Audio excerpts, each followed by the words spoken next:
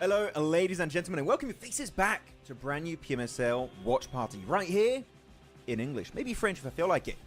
This time around is going to be MENA, day one of the grand finals, and after these next 3 days worth of actions, we are going to be crowning our champions, and of course, seeing which 6 teams will be making their way into the PMGC Gauntlet, or group stage. Of course, Gauntlet is where you really want to be. I'm Maxman, joined by the amazing 7WG, who definitely did not arrive just 5 minutes ago as we won the timer. How are we doing, man? I'm doing great, brother. I'm trying to make sure that I don't have any eye boogies. That should be good. It's early for you, man. It really is. Yeah. Nah, but I'm doing great. I'm excited to see what teams are going to be doing here in the grand finals. We just got a chance to see what happened yesterday in PMSL CSA. Yeah. And boy, was there a surprise. Nobody expected VP to become the champions. They were able to be consistent throughout the whole 3 days. And I felt like that's what ended up giving them that championship. And which team is going to be stepping it up here? Is it going to be Vision again? Is it going to be some of the other squads there that are on the finals, like Gen.G, Power, GK? Yeah, who knows? I think the tone will be set, not in the first game. I think the tone will be set towards the end of the day. It's going to be different than PMSL CSA. Oh, okay. Well, if you want to know something interesting, that might make you a little bit biased, actually. Nazed, you know our boy Nazed. Yep. He's playing for GK. And actually... able to really step up and towards the end of round 2. So this is going to be very interesting to see if he can capitalize on that even more. There we go. Ladies and gents, welcome to the stream. Gary, Tanush, VJ, Real Fake, Irshad, Danny XD, always in the chat. Nice to see you, man. What's up? Arshila YT Gaming, Core 7 Demon, Abul Bakar, MXGGG. How is everyone doing? Majib, Raza, Valor, Gary. Sigma. Yo. What's up, gamers? His name, bro. Sigma. Yeah. Tanush. Sigma. Oh, hello, Hey. Sigma. Ooh. All the great names. Thanks for joining us, guys. Who do you guys think is going to become the champion? You know what? I want to see what you guys got to say so far. Right away. Right off the bat. Who are you predicting for the champion? Because who was it? Gen.G that ended up being first place by like a solid 22 points. How was Power looking, Mac? Still strong, but I feel like the competition's a little bit tougher this season. So it's not like they're playing worse. It's more like the lobby stepped up. Gen.G in particular, actually, I'm really happy you brought up the name of Gen.G. They actually have been playing way better than spring season. They got, what was it, 3 wins in a day at one point, which is very impressive. So Gen.G definitely also a top team contender here. Actually is going to be in one of the teams I'm expecting to make it to PMGC. We'll see how it goes. Yeah, what's up, everyone in chat? What's up? Hi. How is everyone doing? Everyone, a lot of people talking about orangutan. Hoo, orangutan. Did I do it right? Was that good? Was that good, chat? I don't know. Is it who is it? I feel like you have to go a bit animalistic vibe. Yeah, you really like gotta. There you go. Yeah, I thought that was better. That was better. Let's go. My favorite team, orangutan from MENA. Let's go. There is bonus points though, right? Head start Gen.G points, ends up yes. being with head start points. Gen.G ends up with those 15 points to start off with, and then you have GK there in third with 9 points. Vision all the way down in 3, RA all the way down in 4. We saw, what was it yesterday? It was just 1 point, right? That don't remind me with horror. Bro, it hurts, bro. I wanted them to be in PMGC so bad, but that final engagement, you know that fight's just gonna keep replaying in their mind over and over and over again. And I kept seeing that the players fall one by one, and I was just like, oh no, you just need one. And they just couldn't find a single elimination and convert anything. It was like, oh, horror, no. With the context of it, it was just 1 point away. That hurts. That really, I feel genuinely bad. I talked to again, CR7, owner of horror, and yep. Guy was like, well, we tend to choke on the last day. And I'm like, well, I can't say I disagree. But it feels so weird. We're not going to have a Nepali team in PMGC. I don't know how chat feels about it, but like, is that the first time we're going to have a PMGC without at least a Nepali team in minimum the group stage? Is that a first? Because it feels very unusual to not have that region at all in PMGC. I think it is. Yeah, because we used to have I feel like DRS it in is the the first past. time. You know what? Now I want to look it up. I want to see if it's. I mean, yeah, 2023. We definitely had some DRS. Yeah, DRS. Let's see, 2022. What's up, Doctor? Use him. Yusef jump scare. Chilling. We love Yusef. I never talked to Snake, actually. Hi, Snake God. Yeah, I actually never met him. Yeah. 2022, we also had one. 2021, I'm pretty sure we had one as well. Yo, what up, IA Doctor? Yeah, dude, you might be right, man. Yeah, this might is be the first time. Because on this one, very shukran. Hello, VJ. That's a callback to spring. Very shukran indeed. yeah, even 2021, we had DRS as well. Yeah. So this is a first. No Nepali teams. We win India back. We lose Nepal. What did it cost? Is this also everything? Is this also the first time that we're gonna be getting that the mid-season tournament champion not in PMGC? Because Vampire. Or did it happen? Yeah, or did it happen before Vampire? I can't remember because Vampire at one point like they would be so good mid-season, and then towards the end they would just be non-existent. But I can't remember if they never not made it. I don't know, but yeah, no Yangon. That's weird. That's weird. Yeah, with Yanga not making it. Huh. Chat, I'm pretty sure you guys know this. How do you guys feel about all the recent substitutions we have been seeing to teams? Do you feel like they once star players who got pushed to the bench switch teams next year? Oh, I mean, it's bound to happen. It's just progression of it's just life. Yeah. Life be tough It's sometimes. life. Yep. I wouldn't be surprised if Mafioso ends up switching teams for next year. Ooh, hey, imagine he makes a team with Senatexa. Ooh. I mean, they already got that team. Yeah. They already got that team with Senatexa and Maryland. Maryland and Wash. Ooh, hey, that could be hype. You add Mafioso to that? Ooh. Yeah, pretty cool team. Yikes. Player Pasta, what's up? How do you guys feel about the all recent substitutions we have been seeing? That's the one I read. Okay, I was like, oh wait, I'm reading the same. I was like, wait a minute, I remember this. By the way, we're gonna have a show match happening with the spooky soiree mode happening. We're gonna be watching that in the background, chatting with you guys. This is not counting towards the leaderboards. This is just a show match. I believe it's happening. I believe it's happening just today and tomorrow. I may be mistaken. I have to look into it. I didn't look into the show matches too much because I'm only mainly focused on the main games that are going to be impactful in the tournament. So we'll see how that's going to be working out for these guys. Always phone mode. I do enjoy this mode quite a bit. Wonder if there's a prize pool for this show match. There is. I think it's $1.5k for first place. For like the amount of games you play is actually a really good ratio. Yeah, bro. Wait, what? Hold on. Yo, put us in, coach. I'll play that. I'll do it. Out of 17, it'll just be both of us right now live too. We'll get smacked. We'll get demolished. Not great. Yeah, Inner Circle is the best team. Oh, the best team. I mean, actually, they did an insane comeback. It's kind of crazy, yes. Seven, that... Oh, whoa! How many teams are in this? Holy! Whoa. Holy. I don't hate it. You get the respawn too, so yeah, good job. Good job, guys. I like this. Esports. No, imagine we had this in the lobby. All of that in, I don't know, Pachinki or Yasnaya Poliana position. That would be crazy. That would be fun. But, yeah. This is Rundle-like. This is it really is. This is Neox Factory right now. So the first match is definitely not sending the pay.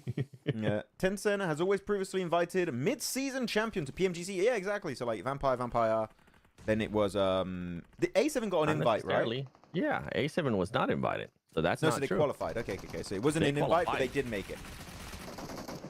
And there was a chance where A7 were almost not gonna make it. They were just barely able to clutch up. Actually, I maybe this is an opinion some people in chat and yourself, Seven, won't agree with. I kind of like not inviting the regional, the team that won the previous global event. I like it. I prefer giving an extra slot to the region. Because if that team, I don't know, has a roster change after they won a global event or something, and they're not the same roster, and then they just start being really, or they just start being bad back in their home region. Yeah, I don't like it. But if you give an extra slot, like it happened for Regnum Kari after PMGO, they re-qualify through that extra slot. I think that's fair. What do you guys agree? Do you prefer the region gets an extra slot, or do you prefer there's an extra invitation for the team that won the previous global event? Like Yangon, again, as an example.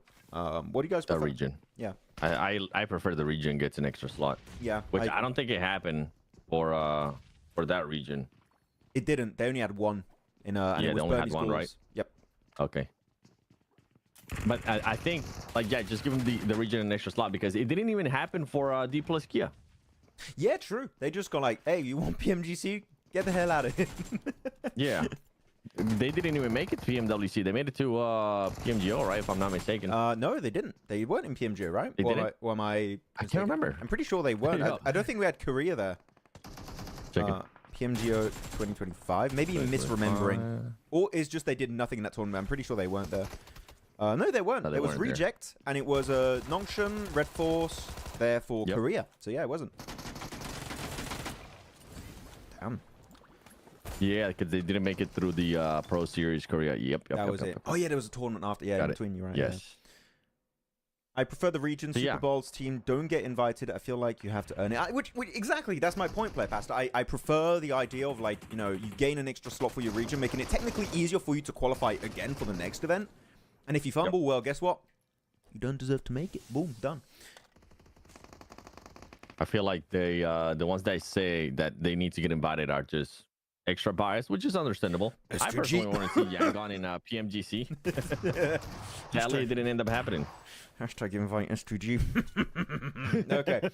Who remembers that? Jesus. That was is that the #1 PUBG Mobile Esport post on Instagram of all time? Like, in terms of comments? I think it is. Engagement, probably. Yeah, what was it? 100,000 comments? I was like, what? S2G. I wish you put more effort in qualifying than putting all the comments in that post. But they have Soul K now. They should be fine. I hope they make it. Would be great. Yeah, we've been so busy. Yeah, haven't even chat. Who here has watched PMSL EU? Yeah. Because I know you've been busy too, Max. I have. I feel like if I watched PMSL EU, knowing that I'm doing this now, and by the way, guys, I'm still doing double shifts. I have IESF happening at 1 a.m. until 6 a.m. Tonight also. I had it last night. I'm doing it tonight. I feel like if I did that, I will dream about PUBG Mobile Esports, which, no, it's not a bad thing, but you know, I like to dream about other things too, you know. Oh, the explosion comes out. Hey. You'll end up becoming one of the players. There you go. Yeah. By the way, geez, Satan. I'm guessing that's gonna say up to 6 eliminations. Somebody confirm it. Translate for me. PMSL EU or PMSL Turkey? Ooh. Oh. So shine. Not fully PMSL EU. PMSL Turkey. I mean, let's see. I'm currently looking at the leaderboard for that one. By the way, this is just a show match. If you're just tuning in, this is why we're not really super paying attention to what's happening in this match. And we're talking about what happened yesterday, what we're expecting for PMGC, what might happen, Max, in PMSL EU. Yeah. I'm excited for PMSL EU finals. When is it actually? I'll have to check the dates. But, next week, no? Is it? Might be. It's pretty, like, all PMSLs are way shorter now, so it could be. Yeah, grand finals 24th to 26th. Yeah. What is IESF? IESF is like esports Olympics, kind of, where you don't have teams, you have you don't have orgs, sorry, you have teams representing their countries. Like right now, Influence Rage are representing Brazil in that tournament. And you have Uruguay, Chile, all of that. It's kind of interesting though, because we don't have enough countries, so it's literally an 8-team lobby. So the early game is not very fun to cast. 7 or 2 that much because it's just there's nothing happening. But that game is still fun. I love your honesty. Yeah, like it's genuine. Like, is Yangon in there or no? No. It's America's qualifiers. Oh, okay. Yeah. I think Yangon were playing as a Myanmar in the SEA one. Yeah. Okay. So what you're saying is Influence Rage should win that thing. Oh, yeah, they already got like 3 wins. And they got a 2nd place. So like they're popping off. They're on fire. They're looking good. The enthusiasm of John's voice makes you stick to the stream even when you're busy. I dream of John's voice. Dude, hey, you know what? I wish I could narrate my life in John's voice. No? I wish I had those vocal cords. Yeah, I wish I had those vocal cords. Maxman gets up and eats a bowl of cereal. Wow. Look at this guy. So cool. Can you imagine if there was a voice You of could your change head? it like Siri. Yeah. Hey, John, what time is it? It's actually 6 a.m. Oh. Hey, guys, who would pay for like an Alexa, but it's John Allen's voice? Who would do that? I'd buy it right now. I'll do it. That'd be so confused too, bro. They're like, wait, is this Pudgy Mac? Where am I right now? He's rotating from the east side. Steve plus From the west side. It's from the west side. He's eating some pie. Hey, this man's name is Suxi. Zuxi. Yeah, we have a Zuxi from Wish right here in this tournament. No, I mean that's what we called him during the group stage as a meme. The Journey to Boldness, voiceover by John. Okay, so Shant, you calm down right now. That's Mashman gets going up. too far. Mashman I am a makes mod. cereal. Fine. Wait, what did he say? The Journey to Boldness, voiceover by John Allen. That would be a cool audio pin book. that comment. No, don't pin it. I don't want to pin that comment. Maxman gets up. Maxman eats cereal. 2 Maxman. What? Why 2? What? He wasn't talking about you, Max. He was just saying that it would be a great storyline there. Sure. The journey to baldness, like that. Is this the official match or just a warm up? This is a show match with the mode currently Spooky Soiree. It's called. Some would say it's a warm up. It is. It's a kind of a scream. Yeah, I mean, Satan was popping off. So what, 6 eliminations out of him? Okay, Satan. We see you. Have you played the mode or have you just played Ultimate Royale recently? I played this one. Yeah, it's fun. I like getting on the broom It's open. and just ripping it. The broom is. Sometimes I get too over aggressive, bro. Yeah, I mean the thing is with the broom, it's really good, but it the dismount animation takes a while. So if you try and just go full aggro, they can instantly just DBS to the face. You know, it's Yeah, let's just leave it at that, okay? Yeah. I try to go for too many fancy things at times. I want to do like no scopes and stuff. I'm trying to get those clips. He's clip farming. Yeah. Oh, come on, Salum. Bop, bop. Oh. I'm back from League of Legends. Okay, so he's what he Boy, was that was watching so Worlds. confusing.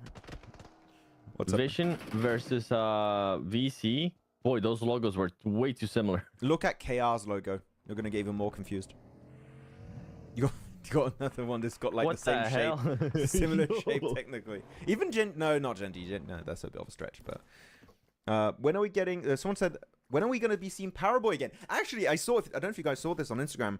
All the players of JDE, so Powerboy's team, are all open for trial right now, which means other teams can do tests with them and try and pick them up on their team. Imagine now if WBG try and get Powerboy, it won't happen. I don't know why you would do that, but I mean, he was still putting up some numbers. Nah, I copied him. nah, yeah, I was gonna say, are you stuck in like 2020 right now? I really am. It's still COVID. Powerboy's on top. I really am. What if though? You have it as a sub. Although he wouldn't want to be a sub, if being honest. He'd want to be a caster for PMGC again. Hey, maybe we'll see him again. Hey, I'd love to see Powerboy. You're homie with When's the last Powerboy. He looks at me, he's like, who the hell are you? He sees you, he's like, my boy. I'm like, okay, Powerboy. Well, you don't like me. He hates me. He's a cool cat, man. He's a cool cat. Yeah. He instantly I recognizes think a lot of you. players just generally think you have a curse, so. Yeah. But I'm not as social as you are. Like, genuinely, Seven, guys, you should see him at events. He's homie with everyone. I'm like, I don't know this person. He's like, hey, homie, whatever your name is. Cool. I'm like, I've never met this person in my life. Why? I mean, that's why I enjoyed the LAN events, because then now I get to do the interviews and like post them and stuff. Yeah. And it's conversations that I usually end up having with the players anyways. Wait, Seven, that you can't do a horror interview this PMGC. I know. No. They were generally one of the best teams to interview too, because they would be down and they would usually like answer whatever question you asked them. Yeah. Sometimes there's teams that like you ask them certain questions and they're like, yeah, we know. We're gonna stay away from that one, buddy. But they didn't give a damn. They would just answer it. which is always nice. Yeah, It's always that is really cool. nice. What? Oh. Oh, you saw the question, yeah. Yeah, what's your thought of adding emergency flare cover of Rondo in Erangel and all maps? Max wants it. I love that item. By the way, I realized during America's show, Seven, I'm not calling you out in particular, I'm calling out the other talent. They're all calling the emergency cover flare deployable cover. Deployable cover is another item entirely. It's not the same thing. And I was like, that is not even in the game yet. It's like those little walls you can create, but they're not the pylons. Yeah. I was going to talk to him. Like, it's not how it's pronounced. It's not what it is. But no, emergency cover flare, genuinely on all the maps would be amazing. And add terraforming to Miramar and Erangel. I think you add that, and instantly the maps just become. They're already great maps, Erangel in particular. But you add that, and there's just even more like gameplay potential that makes it so much fun. Oh, actually, recall. Now, don't bring this to Erangel or Miramar. I don't keep on Rondo, please. I don't. Not in esports. Yeah. I mean, I don't hate it on Rondo. It's fun on I Rondo. really like it on Rondo. Yeah. I think. Yo, imagine we bring back deployable shield. Yeah. Hey. No, I would end up calling it deployable cover. I would end up calling it the triangles too. You just inverse it like yeah, there goes the triangles, boys. the Doritos, as Kalaris calls it. Wait, going back to Paraboy is too expensive? I mean, yeah, probably. Yeah. I mean, Paraboy is... He's more than just a player, if that makes sense. It's like having Crypto on your team last year. It's all hype, you know, not quite... And no results really coming out. But that's why I said last year, Crypto did really good this full season, okay? I have my backup plan, okay? I'm not putting myself in danger here. Because right now, in terms of Why like do you hate results, Crypto so much, man? I don't, bro. I don't. I wanted him to do better, and he was just sorry. I'm being honest. He was not doing good. Guys, okay, chat? Last 3 PMSL seasons, am I crazy in saying Crypto was not performing? And this is his best performance in literally the past 2 years in this PMSL CSA fall season. Am I crazy in saying that? Because I don't think I am. Why playing event, not classic? This is just a show match. This is not actually going to be going towards the points. Yep. It's just going towards show match points. Don't worry about it. We'll be back. We'll start it soon. Safety triangle. I like those. I like that. What, BJ, I might call them that.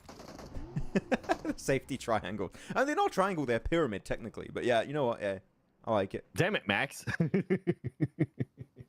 Safety pyramids. Max, you became that guy that says, well, actually, guys, it's not a triangle, it's a pyramid, actually. Get it right. This is meant to blast at a party chat. Actually, actually, John Allen would know. The formula's wrong. The numbers are not like this. Okay. The equation is not right. X is actually 22. Yes.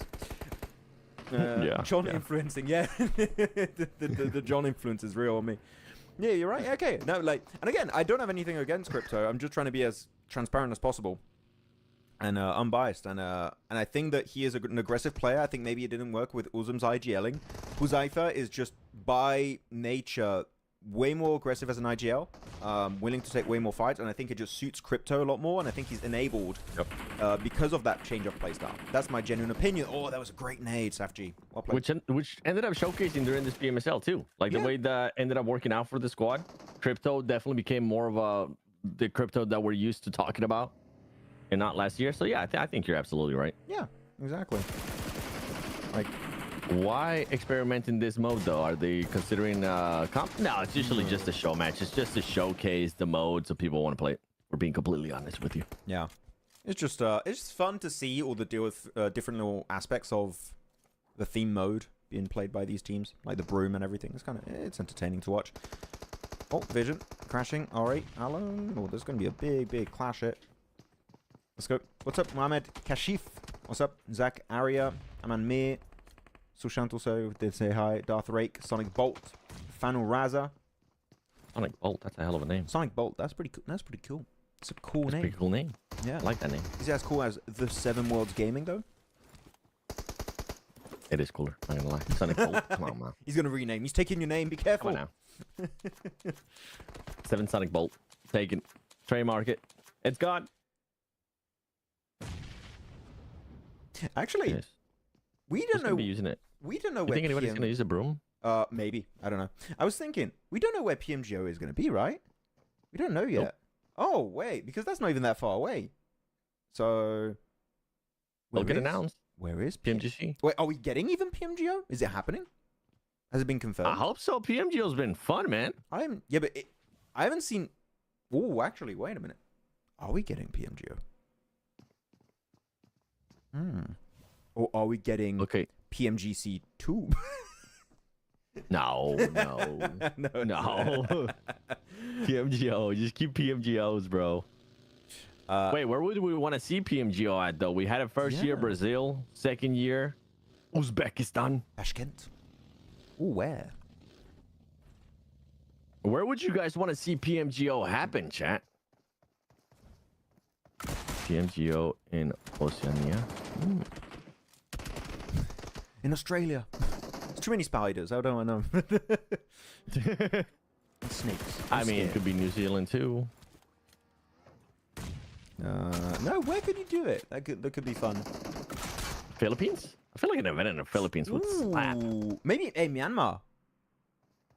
Myanmar, there's a big Oh, scene yo. over there. Like you invite You're cooking. Yangon, or you have also the Burmese Gauls. That'll be hype. Oh, I like Myanmar actually. That's good. That's a good one. Good one. Pakistan or Sweden? Pakistan? Actually, an event in Pakistan, Yo, man. Pakistan. Oh, Sweden. Hey. Pakistan. Pakistan sounds lit. I'm gonna copyright Sonic Bolt real quick. Oh, he's defending his intellectual property. He loves his name too much. Yeah, look what Sonic Bolt said. I'm not reading it all up. Who should I bet my mortgage on to win League of Legends World? Hey, whoa! I'm not giving you financial advice here. This is an English watch party for PUBG Mobile Esports, okay? I will not help you with your investments. Jeez. Max- Japan would be fun too. Hey, true. Ooh, South Korea wouldn't be that bad either. Okay. Seoul. Mm-hmm. Oh. What if we did it in Africa? Could be fun. Where though? Morocco? Cape Town. Oh, that's where they filmed the One Piece Netflix adaptation. I would go say hi to Luffy. Is it actually? Yeah, that's where they film it. South Africa, Cape Town. Yep. That's cool. Yeah. Did You have not a know few that. One Piece boats apparently just going over the water and filming shots. It's kind of sick. Bro, wait, they do it in Cape Town with all the sharks? Nah, they gotta do it like not where the white sharks are at. I mean, I guess they're taking, they're careful. Nah, man, dude, I'll be so scared of going overboard. Yeah, Mongolia. Oh, I like Mongolia. Mongolia's fun. Yep. Max and 7. Mongolia would be fun. Comments on IC performance on the last day, considering they were sick. I think they played incredibly well, and it sucks because I genuinely think they were playing scared in the first 2 days. They were not playing their game that has been so successful. I think there was a lot of pressure that they didn't want to get overtaken. The thing is, they still qualified. So in terms of like results, objective complete, right? But heading into PMGC, I don't want to see the scared inner circle. I want to see the aggressive inner circle. Because there were too many misplays. They kept using Falak early game too, which really hurt their chances of doing well in these matches. So, yeah, I want to see the inner circle from PMWC back here in PMGC. If so, finals, there's no doubt they'll make it in the finals for me. Yeah. But I just hope that's what we're going to be witnessing from these guys. I feel like there might have been variables in the first 2 days that didn't allow them to play the way that they wanted to play. That's And possible. I'll just leave it at that. And then on the third day, they finally started feeling like themselves in a showcase. Because I mean, we saw Falak. What was it at one point in one match? He had up to 6 eliminations. He was throwing those nades, trying to get back to his normal self. We saw Naki or Sunflower. Damn it, Naki! Stop changing your damn name. We saw Naki being able to put up some numbers too. I mean, the whole squad just started playing like what we expected to do. They started playing exactly how the reason why you and I both picked them to be the champions of PMSL CSA. Mm-hmm. Like, they are incredibly good. But yeah, as you said, there's definitely some factors here and there that didn't work out. Yeah, so I really hope we get that. Get that exact same team Yes. with that exact same mentality. with those variables being the same. Yeah. This isn't a real match. No, this is a show match. This doesn't count towards PMSL MENA finals points. I like how the shield, when it takes damage, it cries. It's a cute little shield actually in game. I like it. But yeah, so this is just a show match, guys. After this game, we're getting in the actual matches of the MENA finals. Okay. Once upon a caster said, burn all your money in game, and gods of PUBG M will grace you with being an esports player. Maxman 2025. You said that. What? That's a misquote. Actually, did I say that? Is it? Did you say that? Sounds like something you would say. Being an esports player. Because is it that time when I said skins equal skill? So like you should just... Oh god. That was a meme. That was out of context. You should say, you should add the context if I did say that word for word. I don't remember saying that though. Let's go Nozed. Hey, Nozed. A lot of, actually, most of the viewers coming in the few first days, 7, were just here for Nozed. Like, Nozed, we're just here for Nozed. And he was not doing well initially, but now I think he found his groove in MENA. Getting comfortable too. Yeah. It takes the time. I feel like if you're a player and you go from one region to another one, it takes some time for them to actually get comfortable. Regardless of who you are. Yeah. Even if it takes a day. I mean, new region and everything. Maybe even moved just to play with Geek, right? Because you need to be with the players. You've got to be in the same area. Right? You can't have new that team too. You gotta get to like build that team chemistry. You can do so in like scrims and all that stuff, but it's different once there's actually something at stake. Yeah. I feel like he wanted to play more aggressive, but MENA is more passive as a region as a whole. And he's like, I want to fight. Can just see the veins popping out of his forehead. He's just like, let me at him. Did they end up being more aggressive or no? I would say they are now. I feel like they kind of did a bit of a mix, you know, like trying to do what Nozed likes to and also what the team like to go for. And also they had only 3 players during the first few days of MENA.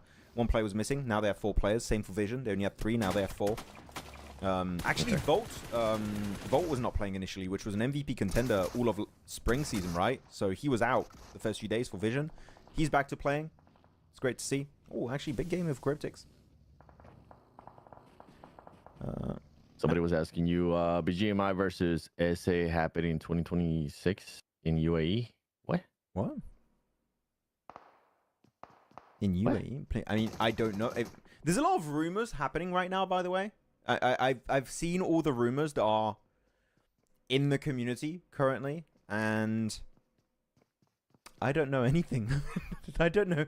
Wait, what are the rumors? I haven't seen them. People are saying rumors. Oh, we're not having PMSL and stuff, and I'm just reading stuff, and people's asking for confirmation. Oh. Nothing's been officially confirmed when it comes to that.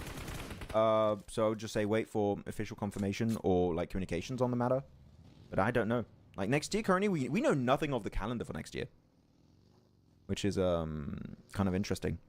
So, which is why you were asking, are we gonna have PMGL? Yeah, I was like, are we gonna have? Actually, one thing I'm curious about this. Actually, one thing that could be interesting: are we gonna have the Hong Kong Invitational again? Because we don't have an Invitational outside of the Hong Kong Invitational, and I think it was a really fun event. I just hope if they do it again, it doesn't clash with other regional tournaments, because I think EU was missing and one other region. I think maybe it was MENA. Yep.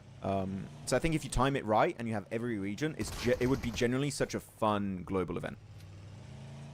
I think it would be. Also, please send us there. We would like to be there personally. Yeah, I would love that actually. That's also why we don't want it to clash, so we can also attend that PMHI. Yeah.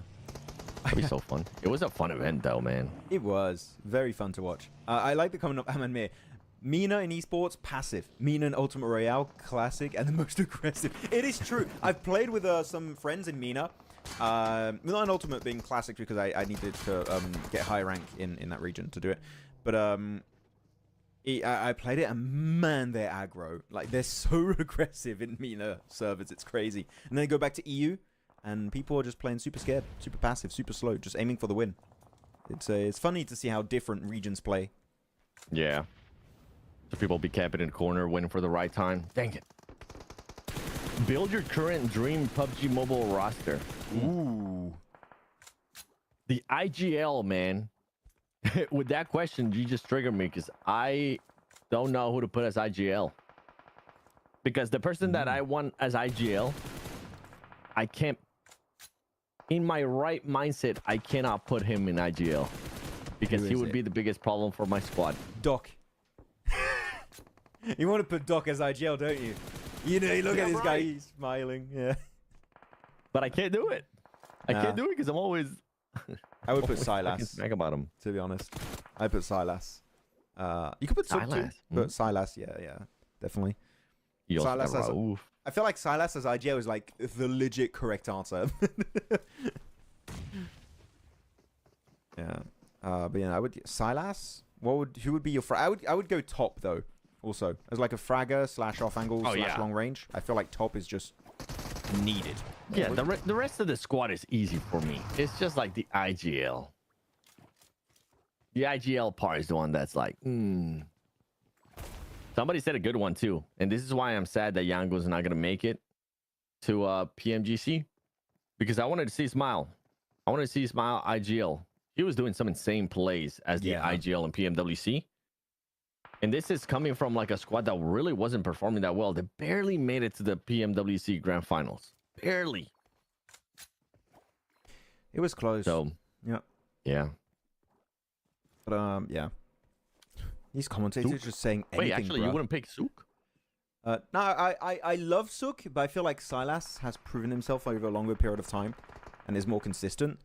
So I would go with Sook, but with Silas. But so like the thing is, I think Silas is the best IGL currently. Okay. Sook is my favorite IGL. So I'm like, I would go more on intended results, and I feel like I would get currently more results, at least more proven results with him. One person saying, yeah, these commentators saying anything, bro.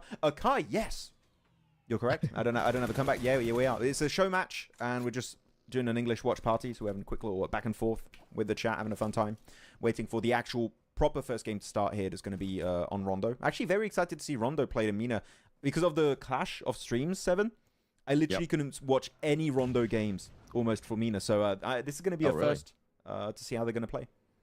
Okay, we'll see how different they'll be from other regions, because as you mentioned, they are a bit more passive. I wonder if that's going to come into play as well for when we're talking about Rondo. I was thinking Rove for IGL, but I'm not fully sold on them. Sorry, Rove. Silas, you got me going there with Silas. Carrillo has been pretty good too in Americas, consistent.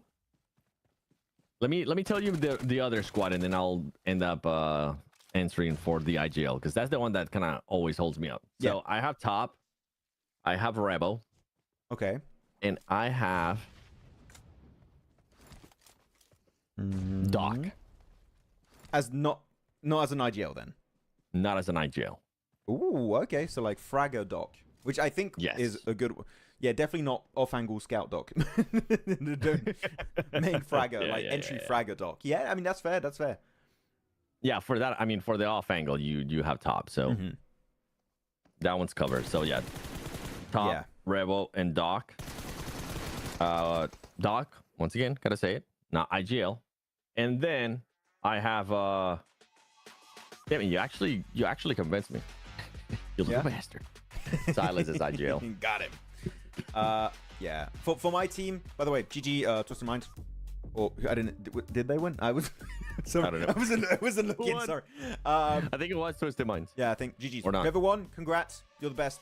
I'm sure you did amazing. Look, you got some players that don't have the full team, so some are just have like some players in the venue, some are online. So that's why. Yeah, I think you have one player that's literally alone at his desk, and his 3 teammates are playing online. It's kind of sad to watch sometimes. But yeah, GG on this one. Very cool. But it was 7-2. It was 7-1 esports, that one. Good job on winning the show match. Hey, GG, congrats. Yeah. No, so my team would be then Silas, IGL. Yep. I already said top on the team. I would have Nulbu also on D+. I think the guy, even though they didn't make it to like PMWC and stuff, I think is still individually just so good. Yeah. Yeah, I would put Doc as a fragger too. I feel like you have to. I feel like you have to. You can't say no to like literally a back-to-back global MVP like that. It's just no, you can't do that. Yeah. Yeah, you really like you have to. You have to put him as a fragger. And it would be like, keep in mind, we're talking about dream teams, so technically he wouldn't have that main issue on that one. But even then, I still wouldn't pick him as IG. Crazy. One question from Devil YT. The Devil. What do you think? Why does Thunder Talk dominate China region but struggles in international lobby? Because in India, we still believe that Chinese lobbies are the toughest lobby in PUBG. I think Chinese lobbies are the toughest lobby when it comes to when they're in their own region alone. Like, I think they're all smart on a very similar level. They're very smart teams. Like, the eye-jilling theirs through the roof.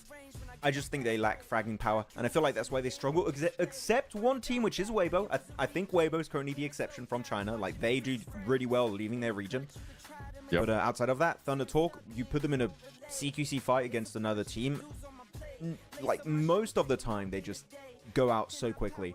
That's where they struggle. So, I'm going to say it's just fragging power. Like, again, the rotate's on point, the timing's on point, everything else is great, but pulling off a good play when you're not able to take a good CQC fight, unfortunately, you're not going to go far, and that's why Thunder Talk or even other teams outside of that just fumble heavily going into global. At least that's my theory. Yeah, they always end up getting surprised too by teams. I think a lot of teams maybe are going to give them respect. They're going to not push them. Yeah. But in global, man, teams will end up surprising you. Teams will end up being that aggressive squad that doesn't give you any time to breathe. And I feel like sometimes they just can't adjust to that. Exactly. That's why I'm actually, when I said about India, I think India have some players. I wouldn't say like maybe lobby average, but they have a lot of good players that I think could outfrag some Chinese players / teams. Like AKOP is a straight like pick for me. You got AKOP, you got legit. Spower, of course, also had Mino. Even though actually, did Spower just rejoin Godlike? I thought because he left Godlike. Well, he joined Godlike, left Godlike, rejoined. Did I see that wrong? Was it old news or not? I don't know. Somebody said that there was changes to the roster. Yeah, they left 2 players. They kept Admino and Jonathan, and then I think Spower and someone else. I forgot his name. Matt. Yeah, Punk and Simp left. Yeah. On the 13th, and then it was Mania and Spower came back. Joined the squad. Okay. Well, yeah. The point is, I feel like you have some individual players that, like, fragging wise, yes. If you do as an average, maybe not. I feel like you do have that clutch factor for some players, which is very interesting. Oh, yeah. By the way, guys, I know this is MENA. We're just going off topic on different regions. We're waiting for the very first game here to happen, and then we'll dive a little bit deeper into MENA-related topics. We're just having a mini podcast. The podcast here of Maxman and 7. Right. Wow. What? Man, yeah, that was it. I knew it was an M. I knew it started with an M. I was like a Moana, but that's Alter Ego. Different team entirely. And it's also a good Disney movie. The first one, not the second. Nah, you're right. I had to think about it for a second. It was like, why doubting me? What is that? You're right. Is there any other roster changes that have been happening? What, in India? That we might not be aware of? Somebody says Stone, Coops, Z-Wolf, and Top. Whoa. Poor guy. Stone. I like the way you think. Like Stone from, like Stoned. I feel like old VPE player? Or someone else? I'm guessing that's what he means. Yeah, poor guy. Do you mean Stone? I don't know any other Stone besides that one. Yeah. Casters, pick one Weibo Gaming or APG. Yeah. The reason why, Sook second place. They won't win the trophy. I'm sorry.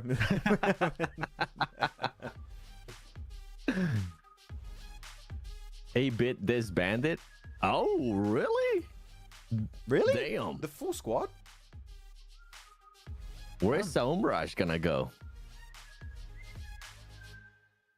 Man, I was hoping I would get a chance to see Saum in PMGC. I like the way that man talks, man.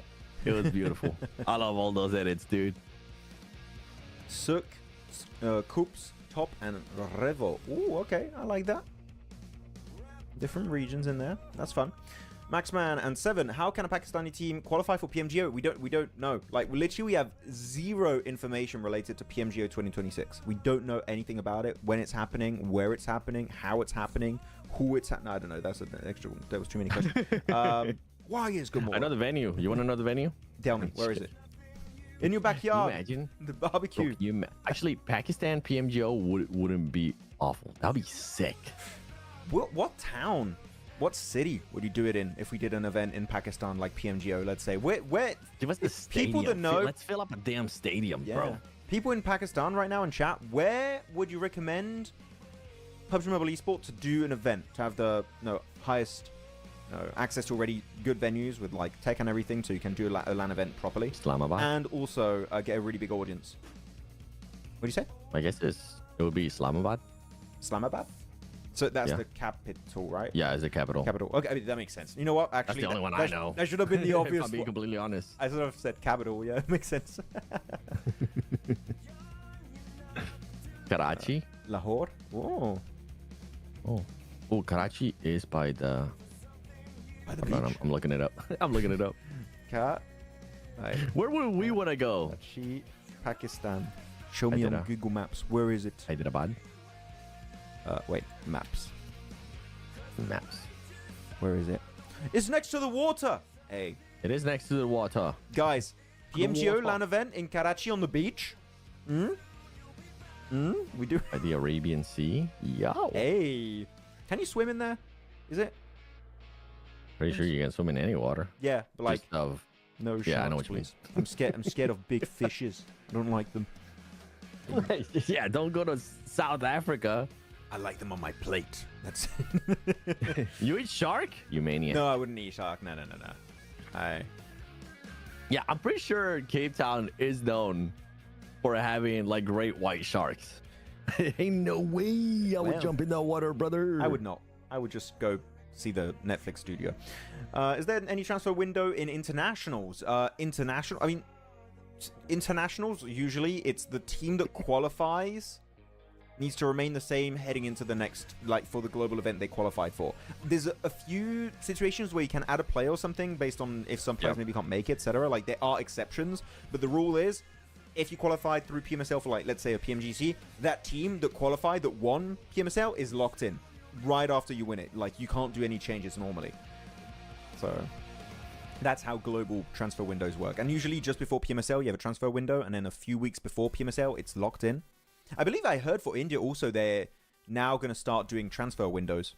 So... Well, weren't they supposed to start it and then... It got cancelled. They just didn't have enough teams or something like that happen? Yeah.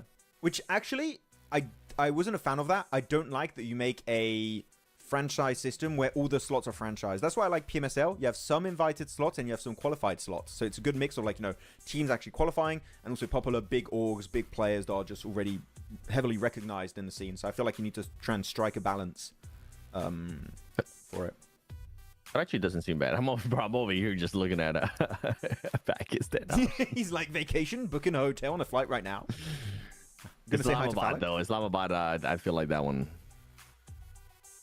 Bro, that one would definitely win. Go ask Falak. I'm sure he would let you stay in his crib. He would let you stay in his house. Yo, you know what? Naki said, anytime I go to Pakistan to let him know.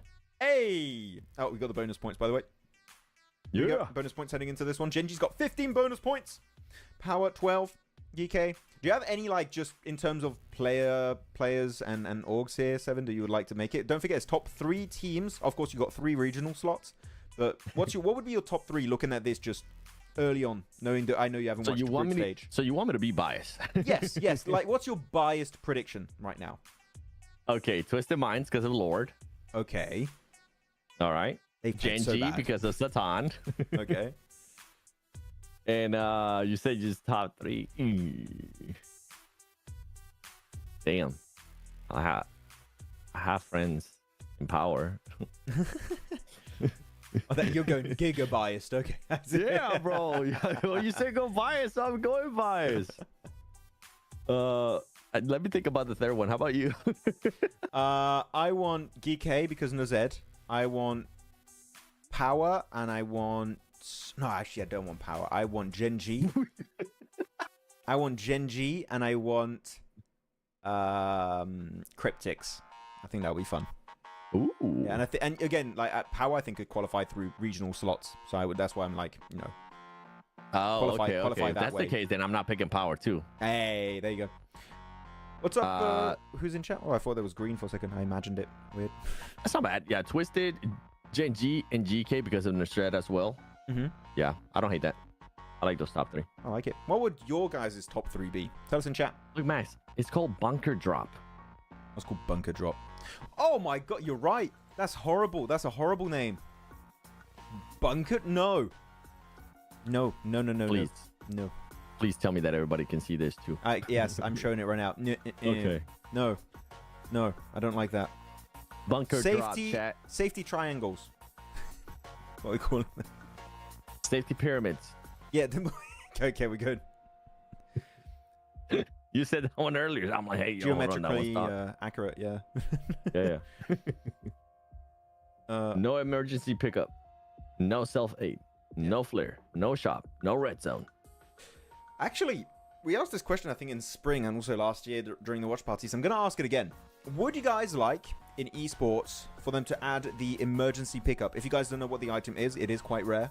It's like a big bag you would find on the ground, and you would deploy it, and it would create a big cable going to the sky, and it allows you to redrop pretty much. You get picked up like you're doing a second plane path, and it drops you. And I think I love it in games that I play, and I think in esports it would be really fun because it's got also a very rare spawn pool. I would enjoy it. I like it. What do you think, Seven? Yeah. I wonder when you would end up using it if you're one of the squads. You can't use it later into the game. You just get picked off so easily. Yeah, like you would use it normally early-ish game, like phase 2, phase 3 at the latest. You can also use it as a bait. I've done it a few times. You use it, and people are scared of a team coming up from above, so they're going to hide inside their building, and you just rotate in. It's a good baiting tool. You just sacrifice one player? All right, bro. No. Like, no, you just let no one go on it, and it still does it, but it's just no one attached. Yeah. I know that's what you meant. I'm saying I would sacrifice one player. I'll be like, all right, brother, now it's your turn. Come on, attach to it. Let us know when they start shooting at you. We'll start backing you up. That's horrible. That is horrible. Hey, that's a way to do the dockening, but hardcore mode. Hey, Doc.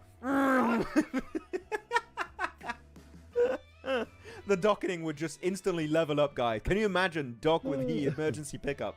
That'll be amazing. Oh, that'll be so funny. I could just imagine it. With that said, guys, I believe the match is going to be about to start, so we're going to move into the in-game overlay and see how things are going to be going down. Match number 1, again, Rondo. There's your team. It's going to be the map rotation for these finals. Woo, Cryptics. There's your squad right there, Cryptics. Top 3, you said, right? I would like them to be in top 3, yeah. Or like in a position that allows them to qualify to PMGC. Like if it goes lower based on the rankings, maybe it goes to top 4, top 5. We'll see. I need to actually check PMGC rankings for this region. I forgot to check actually. There's like Egypt, Iraq. We got Saudi Arabia, Iraq, and Egypt. Yep. Team Vision. Team Vision, it's only 1 point ahead of Power Esports. Yep. It was close last season. Yeah, Vision, Twisted Minds has 16-point lead. In Egypt, Egypt is done. What's the point? We have to really worry about Egypt. 147, and the second place team 2 points. Jesus Christ. Okay, well that's game over. There's no Smash, right? There is Smash. There is Smash. Every PMSL has Smash. We smash. Yeah. Let me check PMSL MENA. There we go. I'm putting my. I forgot to do the damn story, bro. It's fine. Do it. Perfect timing. First game. Now. Okay. Here we go. Casters, top 2 picks for BMIC. Ooh, I'll wait for 7 to do a story and then we can discuss it if you want. We can talk a little bit about BMIC. You can start discussing it. I'll listen to it. I'm just going over the little topics for now. Maxman and 7WG, RCB or A7? Ooh, Regnum Caria Bra or A7. I mean, new A7 is looking really strong with Obscure and Guizel. I can't answer that because I need to watch more RCB. Yeah, I have to say RCB, especially with now Z-Wolf on the team. I can't because also in terms of results recently, Alpha 7. Sorry, they were not good. PMWC wasn't good. PMGO, PMGC last year. Ever since PMWC last year where they won it, it's been a little bit downhill compared to Regnum Cara. They maybe don't win everything. Sure, they did win PMGO. But they've been consistent. Second PMGC, what was it? 5th place during PMWC in Saudi Arabia this year. So taking purely that into account, and also the fact that now we have Z-Wolf on the team, I have to say Regnum Karia for me. I'll take Alpha 7. Is the only option left. Yeah. So that's By the way, S2G on the league standings, they ended up being in 19th place. 52 points. They almost got kicked out. Oh my God, S2G.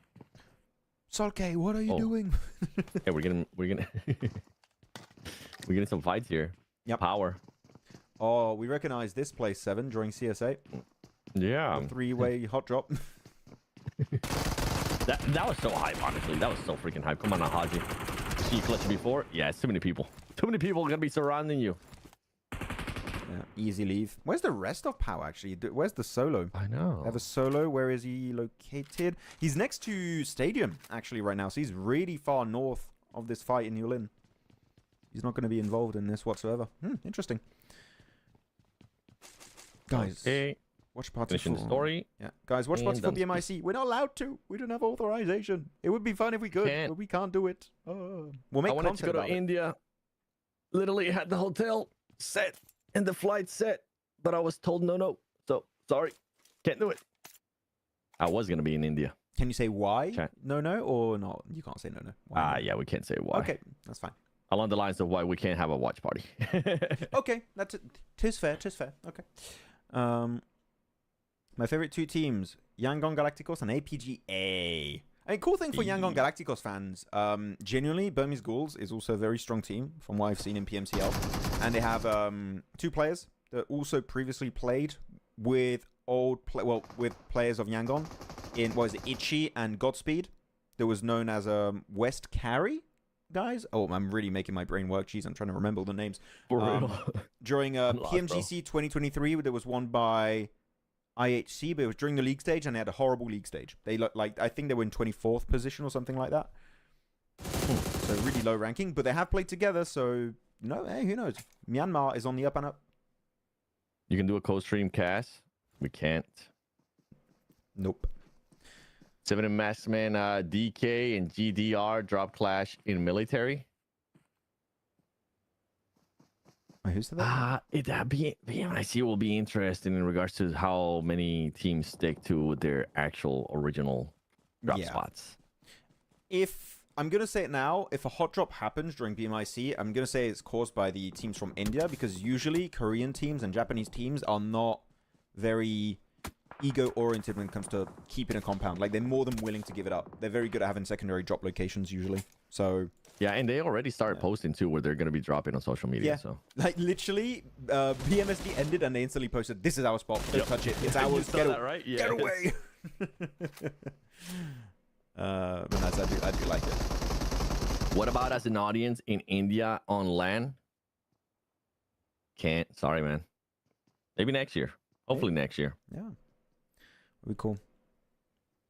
No drop clashes in BMIC. I'll have to check the exact predicted drops. Like, there's a few predicted posts on Instagram I saw of where teams are going to drop. Inner Circle or Horror? Well, Inner Circle right now, if you have to look at who qualified. I feel so bad about Horror. Just thinking about it just hurts. I would love it. I would have loved it if we had 4 regional slots. One of those being added is Nepal. And then, of course, Tribe, AC, GRS maybe could have made it. Of course, they didn't qualify, so they wouldn't. But you have that. And then you only have the top 2 teams qualify that way. Whew, damn, sick shot. No, actually, it was Chapo overextending. Boy. That was a hell of an overextend from Chapo. Ooh. Good net. Oh, able to tank that like a champ. There you go. Nice done. Peek around with the MP. Yeah, quick peeks is the way. Marshall's going to hold the line. Yep. Very good fight. Yeah, so Cryptics, if you guys watched spring season for MENA, I think that was one of my biggest upsets in terms of my initial expectations and how they performed in the tournament as a whole. But this season, kind of like I8, I have the impression. They've really stepped up how aggressive they play, and they demand respect now when you're next to them. So I'm really happy with the playstyle. Oh, no. Yeah. I just decided to call out that over peak because, man, that gets picked out so easily in global. Way too easy in global. All right, 17. Let's see what you got. See what you got. Come on. You're all alone right now. Nobody else is nearby. Oh, got one. Switch it around. You heard the nade. Yeah. Smart man. Oh, now we got a little recoil animation. I just realized that. Did we have that before? Or am I mistaken? Wait, did he just nade himself? No. No shot. And now they're in No, an okay, EMP he went zone. under. You can't scope in anymore with the red dot. But are you going to need it in CQC? Not really. Oh, they're trying to do a bait that he's blocking the door. Actually, a really smart play there, having your knocked teammate block the door. Oh, they're trying to go for the res. Not going to get it. Molly coming out. Oh, this is smart. Ooh, he's playing so well around this building. Abdullah, keep it up. This is good. Yeah, I'm hoping like he actually ends up getting rewarded here because just putting down that Molotov, controlling where the enemy is going to be going as well. I feel like this year, I don't know if you agree with me on this, Max, but this year we're definitely getting, there you go, gets one. Oh! It's the second one. Oh my God. 1 HP! He's 1 HP in that fight. Abdullah, 7C Esports. A top tier team when it comes to the group stage. Round 1, round 2, they were on fire. Oh my goodness. That was filthy. I was going to tell you though, I feel like this year we're seeing a lot more use of the Molotovs and I love it. Yes. Right? I don't know if you're getting the same vibe, but this year, like we've been seeing a lot more Molotovs, people being more aware like of how strong Molotovs can actually be. And it's and I really enjoy it. It's not like they're used for damage, which of course is like normally the main use of it, and sometimes they're still going to be used to make damage. Yeah. But they're used as a zoning tool, which I love. Is like forcing them in certain positions they don't want to be in, and them nading the position that normally that person would be forced into. Like there's definitely a lot more depth. Actually, I didn't even think about it, but I think you're completely on point there, Seven. I think there is definitely a little bit of a meta shift when it comes to it. Like the tactical use of it has been insane, bro. Yeah. For teams that actually end up using it in certain situations, that's I think even yesterday when we were doing PMSL CSA, I was like, yo, use those mollies because then you can literally just control where the team is gonna go, especially for those outer circle fights. Whenever you have the zone and whenever we're like, what is it, maybe zone 6, when that zone's really gonna be hurting, you can kind of guide them exactly where you want them to go, then follow it up with the nades. Like the tactical use of the Molotovs has definitely improved this year. I fully agree. I think it's definitely got way better. Ooh, oh, the punish! Oh, Oscar, that was clean. Yeah, you pushed that, boy. You go get that elimination onto Ida. That was an absolute flex coming out. Yep. Oh my goodness. Nicely done onto Ida. Let's go Vicious. Hey, we've got a Vicious support in the chat here. Circle gonna pop. Gonna go over to Neox Factory. Maybe a Neox / test track finish here coming through. Or it could go onto Silent Hell's compound. Also, there's a few options in where it's gonna be going. But actually, quite this is gonna be quite an interesting circle. Though I'm looking at Cryptic still in Stadium Northwest. You're also gonna have FNG moving around. Ra'ad up there. Power on the late rotate. That did get a full reset, so every player's back up currently on this team, back as a 4-man. Yep. But this is gonna be interesting. By the way, Geek got to be careful. They're moving towards Neox, but they're gonna be in the EMP zone unless they make it in time. I think they do. Yeah, they do make it in time. So again, if you guys don't know, in Rondo, the EMP zone deactivates also your cars. So if you're driving in the middle of it, you just can't go anywhere. So you better time it right. That can really mess you up. Does it fully stop the vehicle? Yes, like it doesn't fully stop it. Like you still maintain a bit of momentum, but you can't accelerate anymore. Okay. Yeah. Okay. That's the main thing I wanted to see. Because I haven't really experienced that one as much, the EMP zones.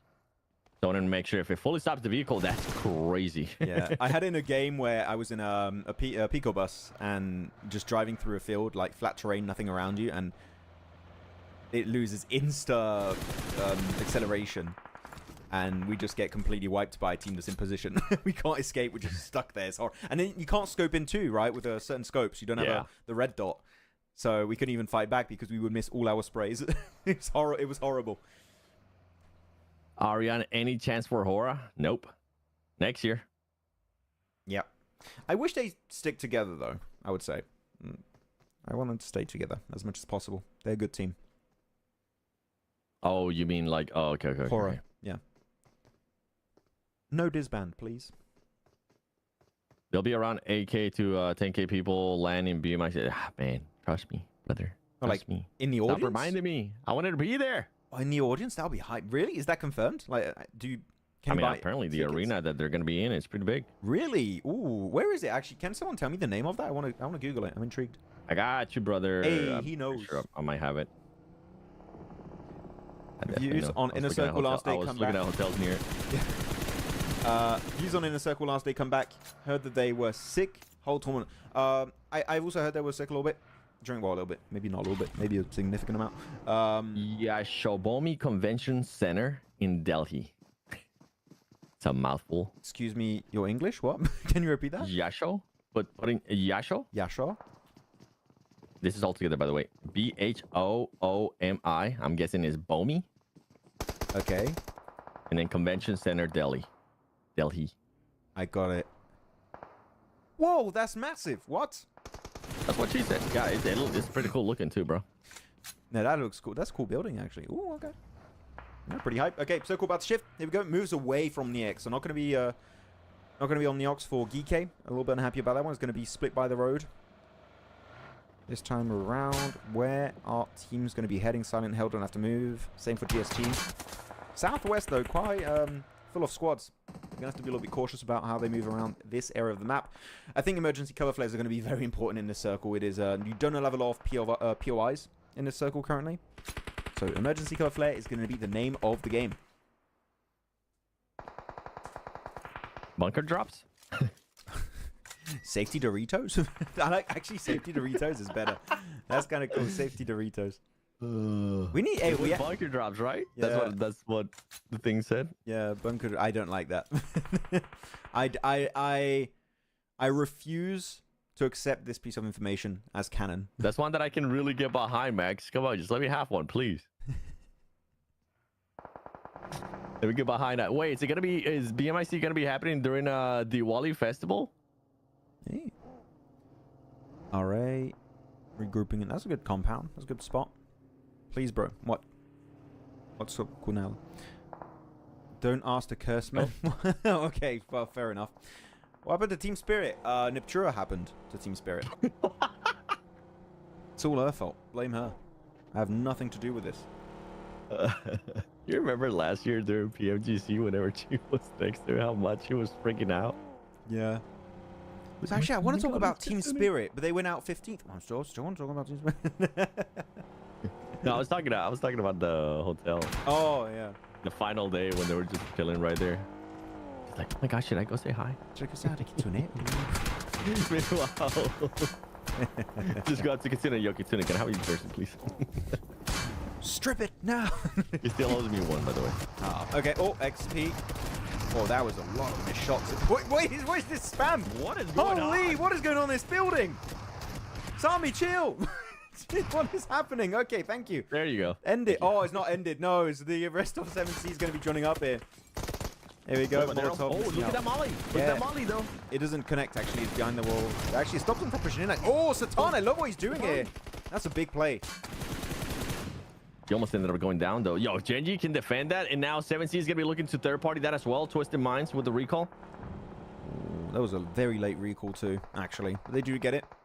Quite nice. Very happy about it. Yep, solid. Flushed out of this game. When you see a solo player try and survive, usually in Rondo in the mid-game, they're going to try and attempt and go for a recall tower. But the thing is, when you get into phase 3, usually those recall towers are going to be camped by a team. So I think it's quite unlikely we do see a res coming through from them. But we shall see how things are going to be going down. In terms of eliminations here, quite low. A few teams got some, but otherwise, for a Rondo game, yeah, it's actually quite on the lower end of things. Yeah, I feel like it comes down to what you were saying earlier. This region tends to be a bit more passive.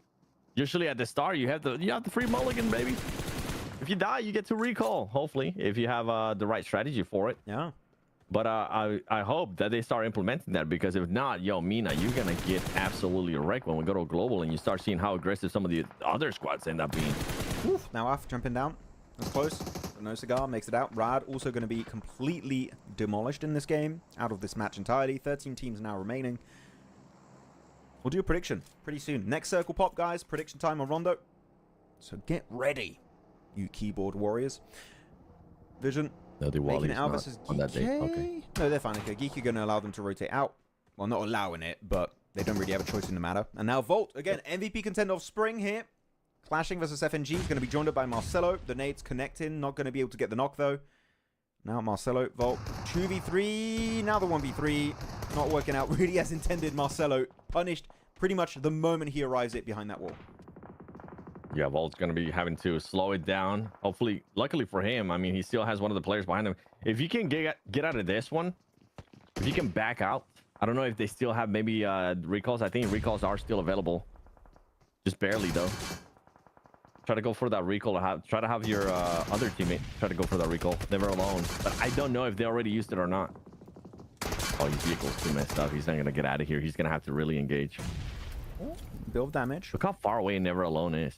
Yeah, he can't regroup. Mop C4 missing out. Gonna zone him out a little bit at least. But Nade still not able to connect on any of the players of FNG. He's really trying. Oh, actually does make it. Car rotate. It is going to be a little bit too late. Volt does get naded in that wall position. Oh, he naded himself. Wait, was it? Yeah. Oh, wait, what? Oh, that's what I genuinely thought it was an enemy grenade for a second. Oh, that caught me off guard. The Molotov is actually really good, forcing a player to push him solo here. It's Devil in 1v2 and actually gets third party. This is a great play from Never Alone. Oh, maybe he can do it. Maybe he can keep the hope alive for his team.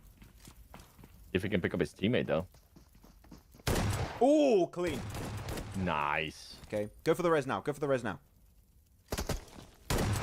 Oh, okay, flush it out. Get that point. Okay, now I'll go for the rest. Oh, the nade. Actually, you know what? Yeah, the nade is not bad. Do the nade. Scare him off. It's going to buy you like an extra 5 seconds on that res.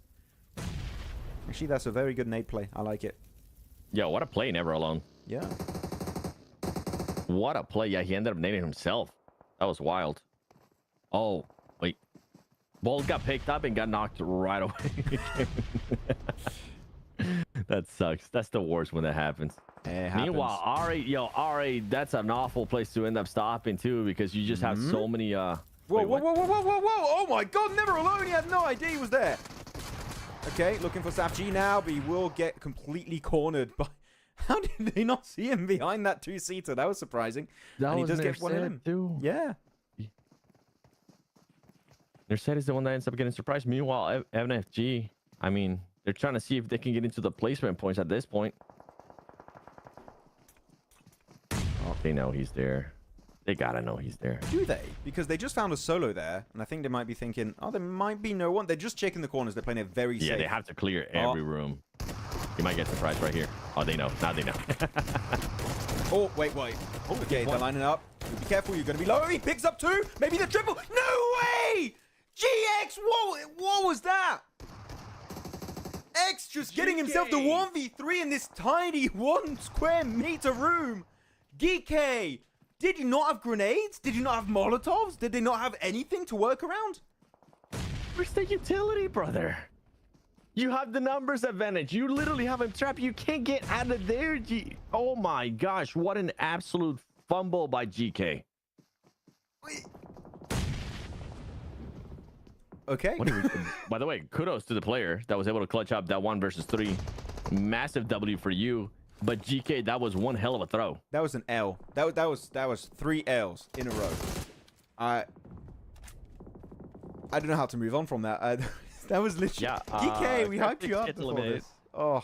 Hey, Gen G, continue to be a little bit more aggressive here. Let me see what you end up doing. You're currently up to 6 eliminations. Yeah, I'm genuinely shocked at how many, the amount of elims that we had so far. Especially early game. Really not that many hot drops. Yep, not that many. Playing it, again, pretty slow as we would expect in MENA. Actually, I'm going to look at this fight. Here we go. Opening nade from Prestige. Right on point. Now going to be looking for the cleanup. Actually, GS also taking some pretty big casualties. Damar left as a solo. I believe this might be turning into a 1v1 scenario, depending how he plays around this terrain. Circle going to be moving in. Oh, no, he's going to get the res. Damar, you took a little bit too long. Actually, wait, this roof angle's pretty decent. The jump shot does not connect, and that's going to be GS eliminating R8. But now, going over to the map feed. The circle is here, guys. Make your prediction. Who do you think is going to be claiming this first chicken dinner of the finals for MENA? Tell us in the chat. Put your prediction in. 7. What are we thinking? Where are we going? I mean, Power's currently in a good place, but I kind of want to go with Gen G. Yeah.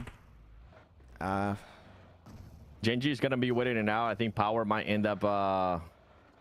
Actually, Power will be fine, too. Between those two picks, it's not a bad pick. I'm just sticking with Gen G. I'm going to go Power. I'm going to go a bit of a different direction here. I could go Gen G 2, but where's the fun in that? No, actually, you know what? Vicious. No, I'm going to go Vicious. In similar position. Hey, got 4 players. That's an even more fun one. Yeah, Power is just like too much to work with. And then if the circle doesn't end up going their way, they're going to have some trouble getting the heck out of there. Yeah, going to be quite tough. Here we go, though. Silent Hell versus GS team. Team that actually set up some pretty high expectations after the rounds in the league stage. And so far, it's a really good one. D3S, one of the MVP contenders earlier today. Well, not earlier today, earlier in the tournament, are going to be taken out. GS team, still pretty good game in terms of overall points. 8 points this match, a very, very big one coming their way. Could have been more on a Rondo for sure, yeah. But now KR looking to make their descent down this hilltop. But Silent Hell still behind them. One big nade when you're in such a small area of the map, that could be very deadly. Oh, the molly. Ooh. Oh my God, the bunker drop comes down too.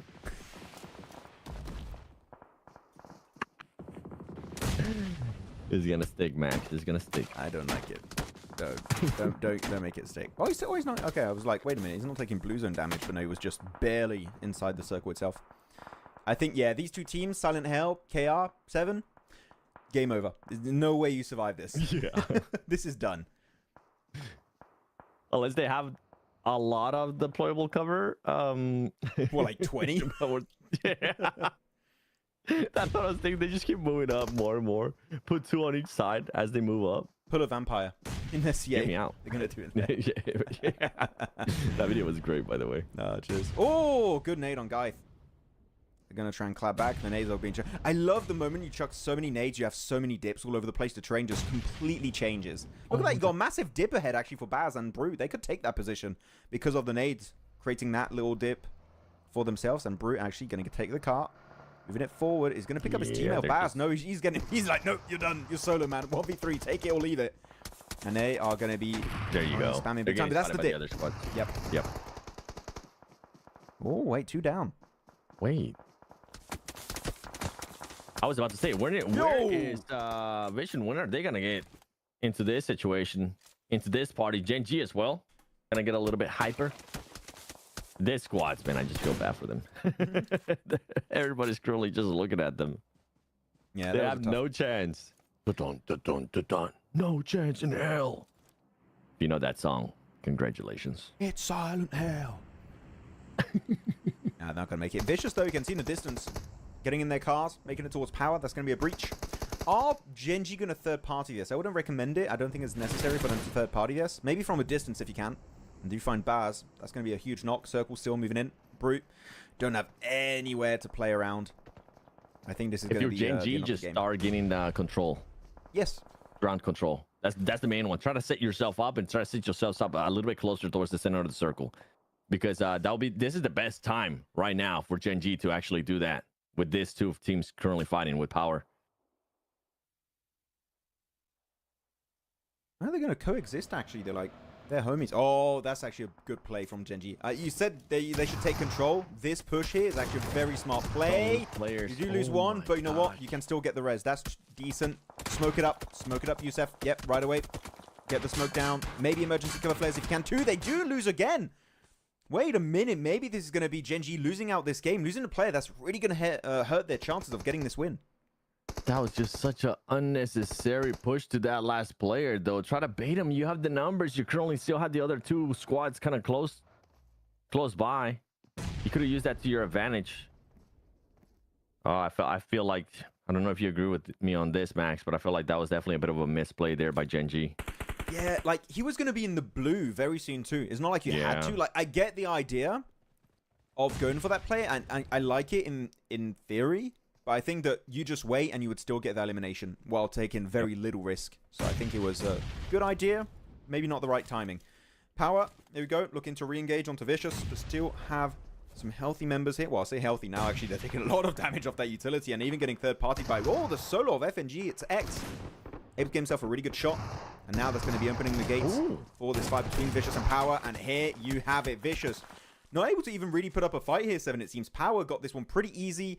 The third party made it easier for them to connect, and now it's going to be a solo of FNG. 3 players of Power and 3 players of Gen G competing for this win.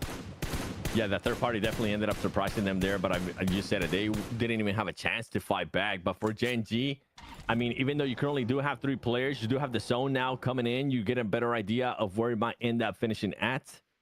And you can maybe end up setting up to for Power to get pushed, because Power will definitely have to push out of this area. Oh, what's that? Is that an nade? Yeah, they're not in the zone. They're definitely not in the zone. How does Power get out of this? Look at that emergency cover flare. There you go. Those are good emergency cover flares. Oh my God, Youssef! With a Lynx AMR headshot. The ultimate disrespect. And he's trying to do it on Power. That was filthy. That was so filthy. But now look what Genji is trying to do with those off angles that they were able to get earlier, set themselves up. Oh man, if they just had that extra player, this would be so freaking easy, dude. This is why I was just so I was just hating on that play earlier, losing that player unnecessarily. Yeah, it was again, the timing was just completely off on that one, unfortunately. Still has 3 bullets, can go for the reload with the Lynx AMR. More emergency cover flares. More. Put them down. Another set. Oh my god, I thought I was going to squash for down for a second. Whew. Don't forget, you can die to those. Maybe they do have 20. Oh my god, they're keeping going. Okay, this is good. They're very well spread apart. Like, it's very good. Okay, now this is a push I was not expecting. Right into the Groza of Yusef. He finds the double. Yusef, why would you push this man? You still had a position in the circle. You could play around utility. And now Satan looking to find his final elimination onto power. They're looking to deny to the blue possibly. He jumps over. Will get knocked. Flush it out and denied. That is the only way, Ragnar. You don't have to push. You're trying to heal it. Fair enough. But you know what? It's still going to be the game head in the direction of Genji. GG, well played. Let's go, Genji. Oh my goodness. Yusef just single-handedly took that duel by himself. There wasn't even any cover 5 from the other players. I don't think they even had an angle, maybe because of trees on the way, whatever the case might have been. But power, there you go. 2 players currently. Oh, had to confirm some stuff there. But 2 players. They did have the rest of the squad as well with them. But overall, Genji played that so well. Except, I have to bring it up again. That push that they did earlier, they unnecessary, ends up losing 1 player. They could have made their lives a little bit easier. It's rare, Seven, to see a player have a double crate loadout. Like, he had the Groza and he had the Lynx AMR. Like, the man was just flexing. He had the best loot in this lobby. So, very good match here for Genji, except, of course, as you said, Seven, that little fumble on the 1 play of Silent Hell. There was a little bit of an overextend and wrong timing. But what a clip here. Genji going the entire way. And again, we said it compared to spring season here. The players, the team. Oh, wait, I went on the break scene for a second. The team doing extremely well for themselves this season. And able to maintain some consistency they initially set up from round 2, where they were doing extremely well, getting multiple wins in a day at some point even. So I hope we can see this success continue, especially on Rondo. They were able to get a decent amount of elims. Actually, one of the only Team 7, if I'm not mistaken, to get a high elimination match. So I'm digging it. Well played. Yeah, I'm excited to see what that match ranking is going to be looking like, because I feel like it's an opportunity to see how aggressive some of these squads are going to be being in Rondo in regards to eliminations and all of that fun stuff. And for Genji, what a way to start the finals, right? You're already in first place in regards to head start points. Yes. Now you're going to be even more ahead from all the other squads, and you're going to set the right foot forward. Yeah, definitely a really good start. Right foot forward, as we're going to have some quick replays of this match. See how things went down. I want to see that Lynx AMR clip. I hope we have in slow-mo. You know what? Just a slow-mo clip of that Lynx AMR shot and the double elimination with the Groza as the game, as I would call it, the game-winning play, even though it was not the final elimination technically. It was the game-winning play. There we go. How are you guys feeling? 7WG 1, Max 0. Oh, we're counting the prediction game? Oh, no, 7's going to win that. We're not counting the prediction game. 7's going to win that too easily, okay? It's unfair. It's unfair. I mean, show me the ALMs. Show me how many points this squad ended up getting. That was a good play. Tom being aggressive there. Like, that fight for Genji was great. And then they ended up surprising. Oh, no, that was Volt. Yeah, Volt. Oh. Ends up nading himself. Luckily for him, Never Alone was able to step it up in a big way, and then their set here just ends up getting caught by surprise. Yeah, actually, it is a little bit harder to spot him in the car because the car was smoking already. Yep. So it helps you hide your 3D model a little bit. Oh, Max Verstappen. What's up? GX is feeling good after that one. I mean, when you just have GK players coming into your closet, brother, you ain't never going to have to get out of that closet. Oh, did you check? Oh, I want to replay that. Wait. Show me that clutch again. That was. Would we say play? That was play of the game. I would say so. Bob. Bob. I don't know. Yusuf just kind of did a nasty one. That was nasty. That's nasty. Oh, nasty. Nasty boy. But you see, genuinely looking at this ending, you would say usually, power, that chicken dinner is impossible for them to get, right? Without the emergency cover flares taken into account. It makes the game possible to maybe wrestle away. It doesn't make it easy, but it makes it possible. And that's why I want the emergency cover flares in all the maps, because You add that, literally a team that normally would have a 0% chance of winning, then have an opportunity of making something work out. Oh, that shot from Yusef was so good. Line him up. One. Oh, I'm doing it again. I'm replaying that. One. I don't care. Two. Oh my god. Look at this. But yes. Give me more. Oh yeah, that's play of the game right there for me. That last one. The links? You got to give it to Yusuf. Yeah, I felt like because GK, bro, that was just such a freaking throw. They had the numbers. They just decided to all push in there when they didn't need to. Even if they didn't have a utility, like you could have just go looted some of the boxes that were there because there was a lot of boxes in that area. There were. No. Gen.G player stats. So you go 3, 4, 4, and 4. Actually, whoa, the spread is crazy. I believe, again, at one point got a 13 elimination game, by the way, during the rounds. Like, he got a massive, massive game. He was on fire there. There you go. Your game stats also. Sleepers Out says, yes, yeah, no. Emergency Curve Flare on other maps would be just muy buenísimo. I would love it. Chef's kiss. Gen.G is the one team that ended up getting like 21 eliminations in one game, too. So we know that they could definitely get those elims. That's why, if anything, Gen.G, coming into tomorrow, depending on what it's going to be like in regards to the overall standings and all that fun stuff, I would say maybe be a little bit more aggressive in Rondo. Be willing to take that mulligan. Do that 3-1 split. Especially early game, yeah. Exactly. Yeah, 9-point lead right now. Not bad, man. Not bad. That's without the bonus points, and they got actually, a ton of bonus points. So if you add that to the tally, they're going to be looking really comfortable with leaderboards. Yeah, exactly. They're going to be happy chappy about this start. If OG won BMIC, then which team would get slot in PMGC group stage? It would be the team ranked low in BMIC, I believe. I'll have to check. There you go. Overall rankings, and yeah, as you said, 40 to 26, and then you go from 26 down to 17. That's a 23-point lead already in one game between first and third. That is insane to imagine in one match, but again, that's what Head Start Point do, right? Yep. They give you a massive advantage by performing well initially in your group stage or league stage. So I think here Gen.G is super deserving of their currently first place position. Yeah, if you're Gen.G, you're just looking to extend that lead. Like now going into Erangel, you know that you're not going to have that recall option. You're not going to have that deployable cover. You're not going to have any of that. So just go back to doing your usual gameplay. See if you can actually be consistent. Hopefully Yusuf ends up popping off. Hopefully Satan ends up getting those eliminations as well. Overall, man, great start here from Gen.G. Yeah, no, definitely. Very happy with the performance. Actually, oh, wait, looking at the top play of the game, it's going to be, hello, Satan. How you doing? No, Saturn. Going to be getting 700 damage for eliminations. Everyone doing great. I always love the hello, Satan bit. If you guys remember that, does anyone remember watching, what was it, PMWI, I think it was? I think so. Back then, and our stage host, Barney Banks, which I'm sure some of you guys remember, had an interview with Satan, and he just says, hello, Satan. And it's just the funniest thing possible. It's so funny. I love that. That's such a good clip. I think the most aggressive region I watch for PMGC qualifying rounds is PMSL Americas. Those Brazil teams are no joke, and teams that actually, I believe the most aggressive region was yesterday. PMSL CSA. I agree. Because what would be the order? Like, I would say CSA, most aggressive, I would agree. Yeah. Most aggressive?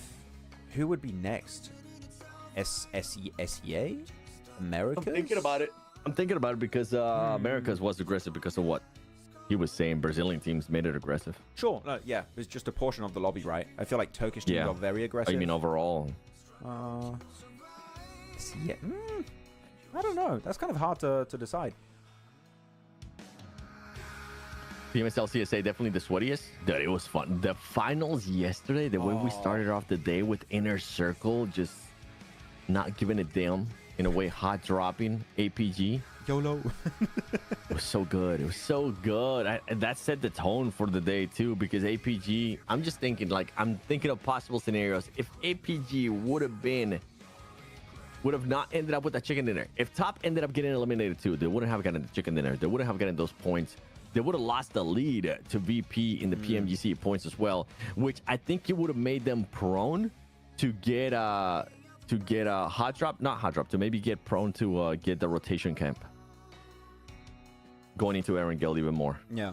It was so close, man. Those finals were so entertaining. I Yep. I didn't think I could say that. Actually, chat, what are you guys thinking? I'm thinking compared to the last 3 seasons, I'm talking 2024, spring, fall, and spring of this year, it was very competitive. It was still not an easy region.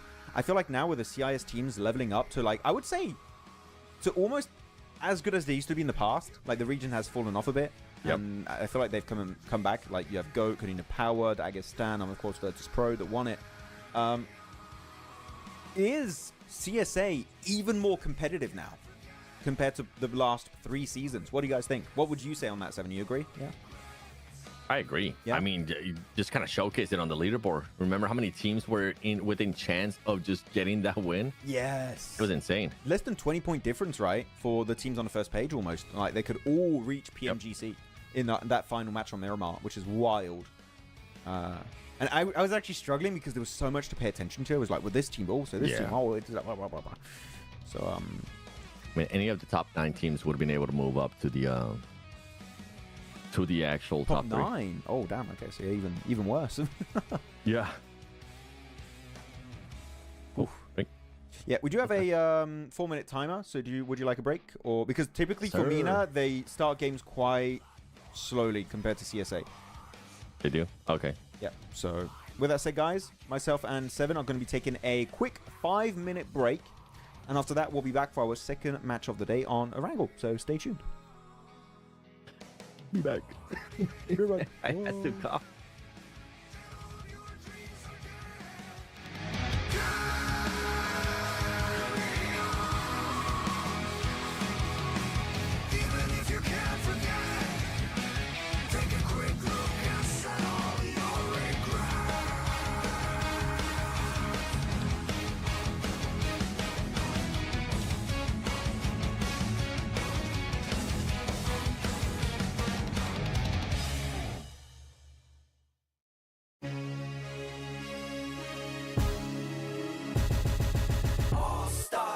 My shot in the game now, never losing my spot.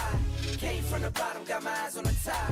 MVP All-Star, that's me. Sit back, watch me ball out. When I step in, bring the stars out. In my own pace, won't stall out. Made it to the top, now they all shout. Sunlight go, go, go, go, go, go. Okay, I've been on go. Green lights only when I'm coming down the road. Shades on, poker face, I can never fold. I can never stop, this is what I asked for. Manifest this, that, now I want more. Pockets was thin, now they been on swole. Used to be humble, but I'm feeling kinda bold. Through it all, I evolve, still me.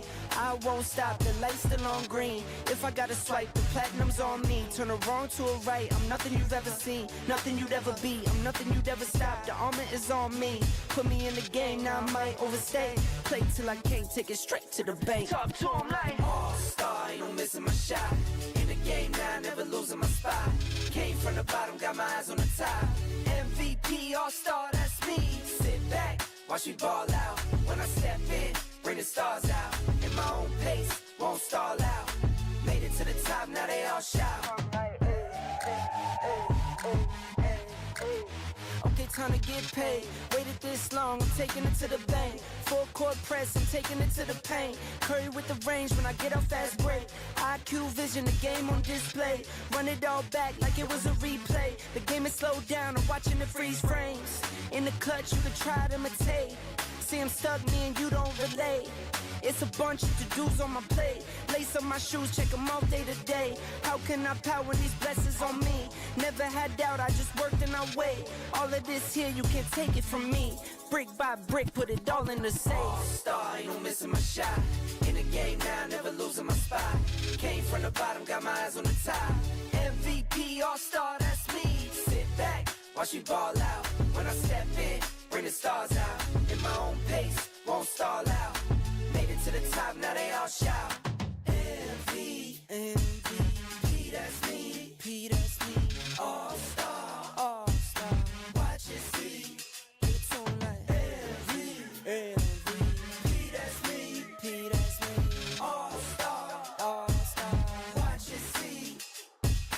All-Star, ain't no missing my shot. In the game spot. Came from the bottom, got my eyes on the top. MVP All-Star, that's me. Sit back, watch me ball out. When I step in, bring the stars out. In my own pace, won't stall out. Made it to the top, now they all shout.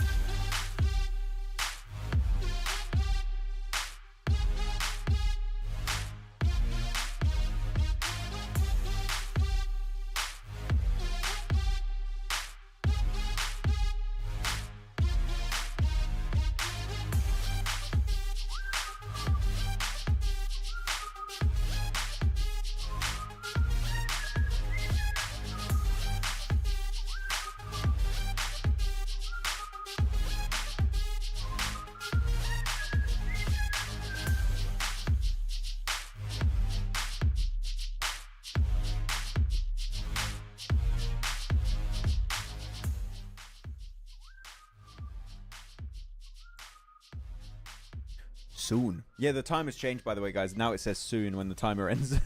So, I updated it after the fun meme on the last day of CSA. But here we go. We're back. Thank you for waiting, guys. Now, Rondo, it's done. It's dusted. It's in the bin.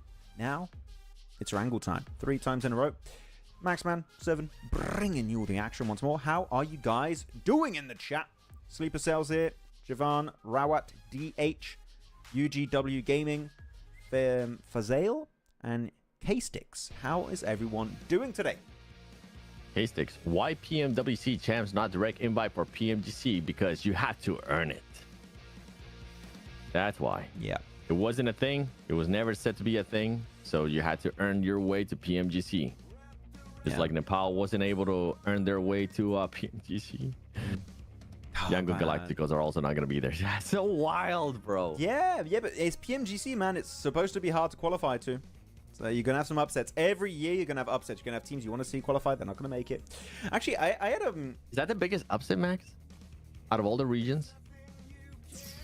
Maybe. Check, actually. Maybe. But we don't know everything yet. But maybe. SEA, Bigatron missed out. Voin. There's a few upsets over there too. I don't know. Plain Path. Still North Cut. Island over to Hospital / George Pole residential area to the northwest. Oh, Bigatron not making it, actually. That was a big upset. I forgot about that one. It was close too. Like them, Voin, and Ultra Ego are really, really close in terms of points. But yeah. At the end, it was Ultra Ego. Hello, Rayan and Ayush. What's up? And VJ. Chat, what do you guys think is the biggest upset so far? Is it Nepal? Is it Hora not making it to PMGC? Obviously, you got Yangon Galacticos there. Bigatron. Trying to think of other squads. Vampire is already in the grand final, so they don't have to worry about anything. Any upset in Americas, like of teams that were like, oh, they're going to qualify, they didn't.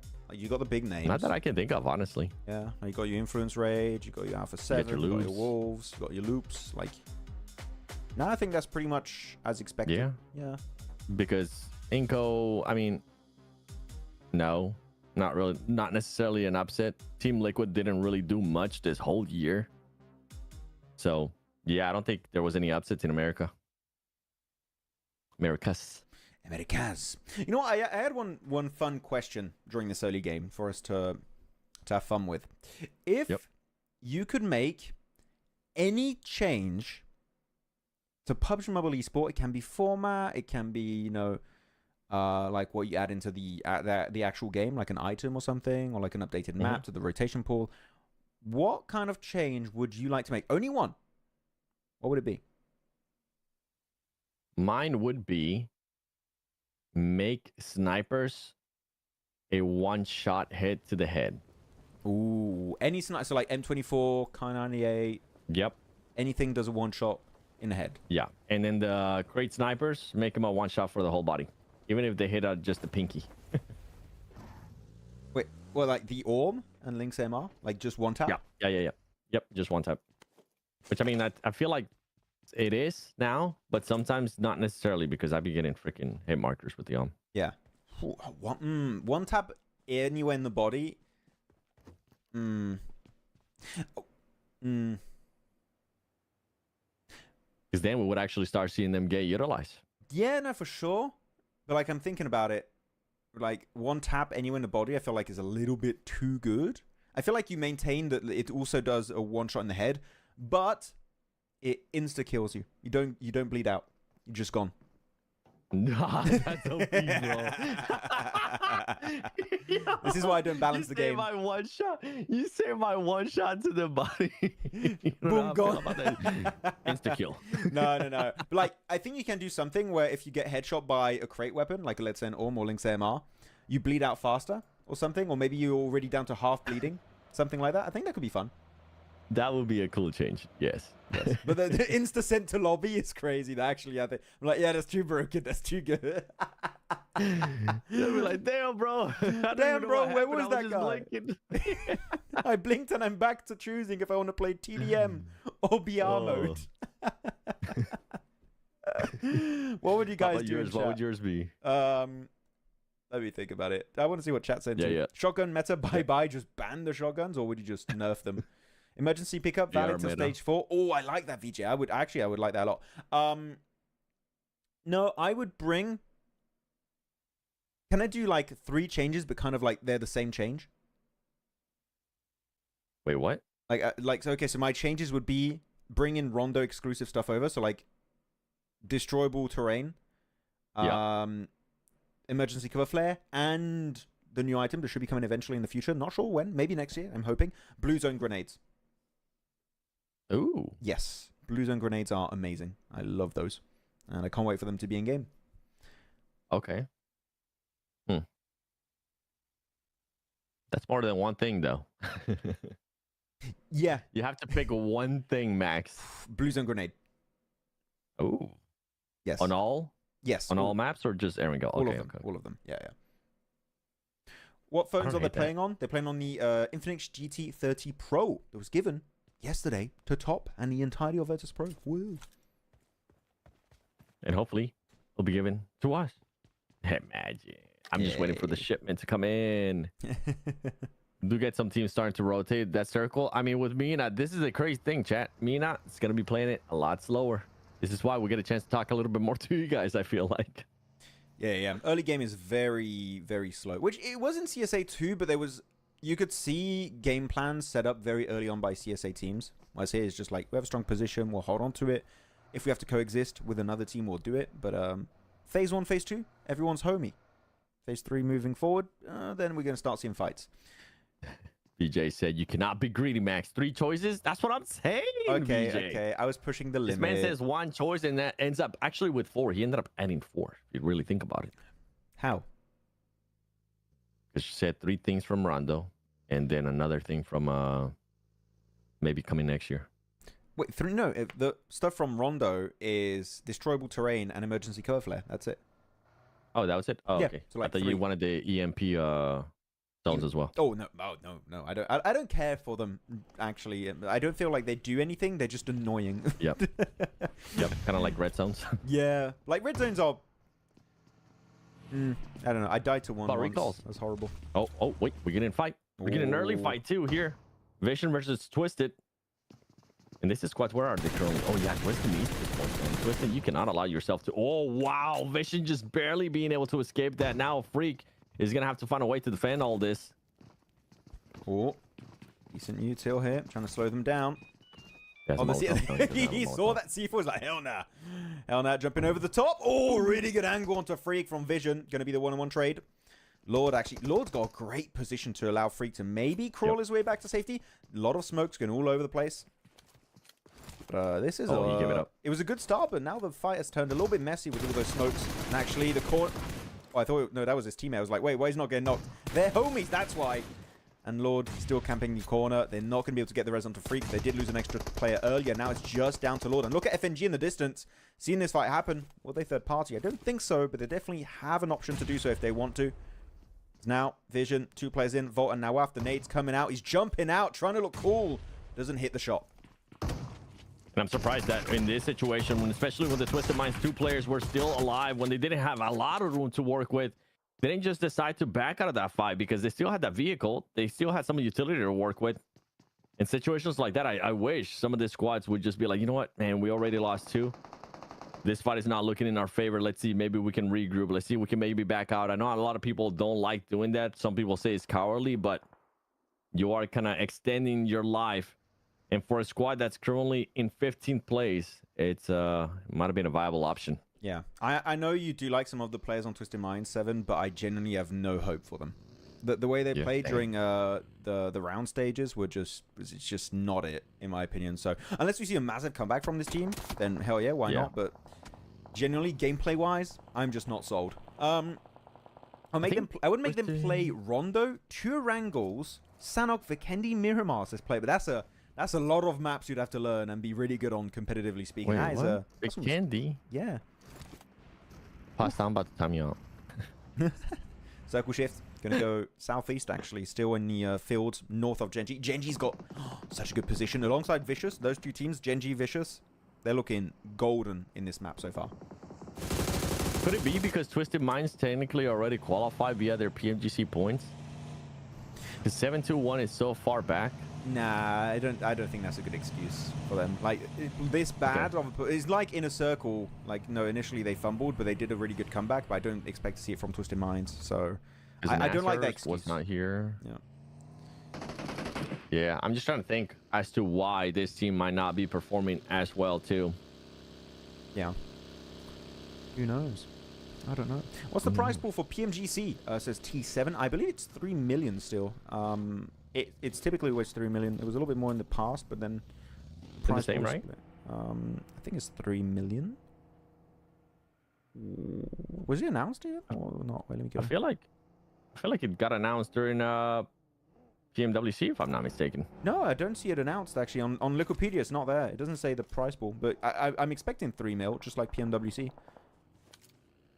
But currently, no, it's not. It's not written here. 3.5. 3.5 mil. We got it.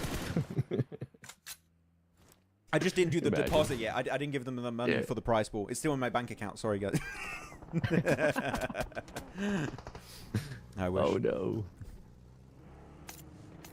Some of the members getting knocked here. Yeah, Twisted Minds. Yeah, I'm just overall, like, the main thing, I wish some squads would just be willing to back off from a fight. Yeah. Especially when things aren't going their way. And if there is even a slight chance that you might be able to get out of that fight and just give yourself a fighting chance towards the end of the game, maybe some placement points, even if you do end up having 2 players, I feel like that would be the way to go. It could be a good opportunity. Could be the way to go. What's happening in chat? How's everyone feeling? If you guys want to also have questions, topics, feel free to tag us if we see them. We're trying to interact with you guys. Devil, X is still alive. He's scary. I'm scared of X now. The next time he's going to be in a clutch situation, this guy could just 1v3 someone like he did to GK last game. This guy is a menace. You put him in a small room, like a shed, like this again. Like this. He could do it. I'm scared. But on that one, there's windows, so yeah, that might not be it. He needs to find the exact same scenario, the exact same layout. Yeah. For it, because that squad didn't even want to use any utility. Then again, we don't know if they had utility or not, but I'm pretty sure they would have been able to find something there with how many people was dead. Yeah. Was gone, eliminated. All PMSL region qualified team for PMGC 5 slot and 7 slot, but PMCL is champs only 1 slot. Sad story for me. Yep, it is K6. I agree with you. Slots, maybe it'll change. Yeah, if there were 2 slots, then they'd be Yangon. So that would have been sick to have Yangon again, like defending from PMWC, but yeah, they're not there. They didn't make it. Barely 2. It was so close between themselves and Burmese Schools, but it's nice. By the way, I realize, I don't know if it's always been the case, but Myanmar PUBG Mobile Esport audience is massive, and I had no idea it was that big. Like, I knew it was decently sized, but they have a really big audience, which is very fun to see. I enjoyed the welcome they gave to Yangon Galacticos. Yeah. At the airport. That was so sick. And I think they had a little parade too, if I'm not mistaken. They had like a little celebration with a car, like they were just driving by his street, and they had a ton of people celebrating them, because it's Myanmar being a relatively small country. I don't think it's very often that they win, you know, an international event, like if it's regular sports or also you know, esports.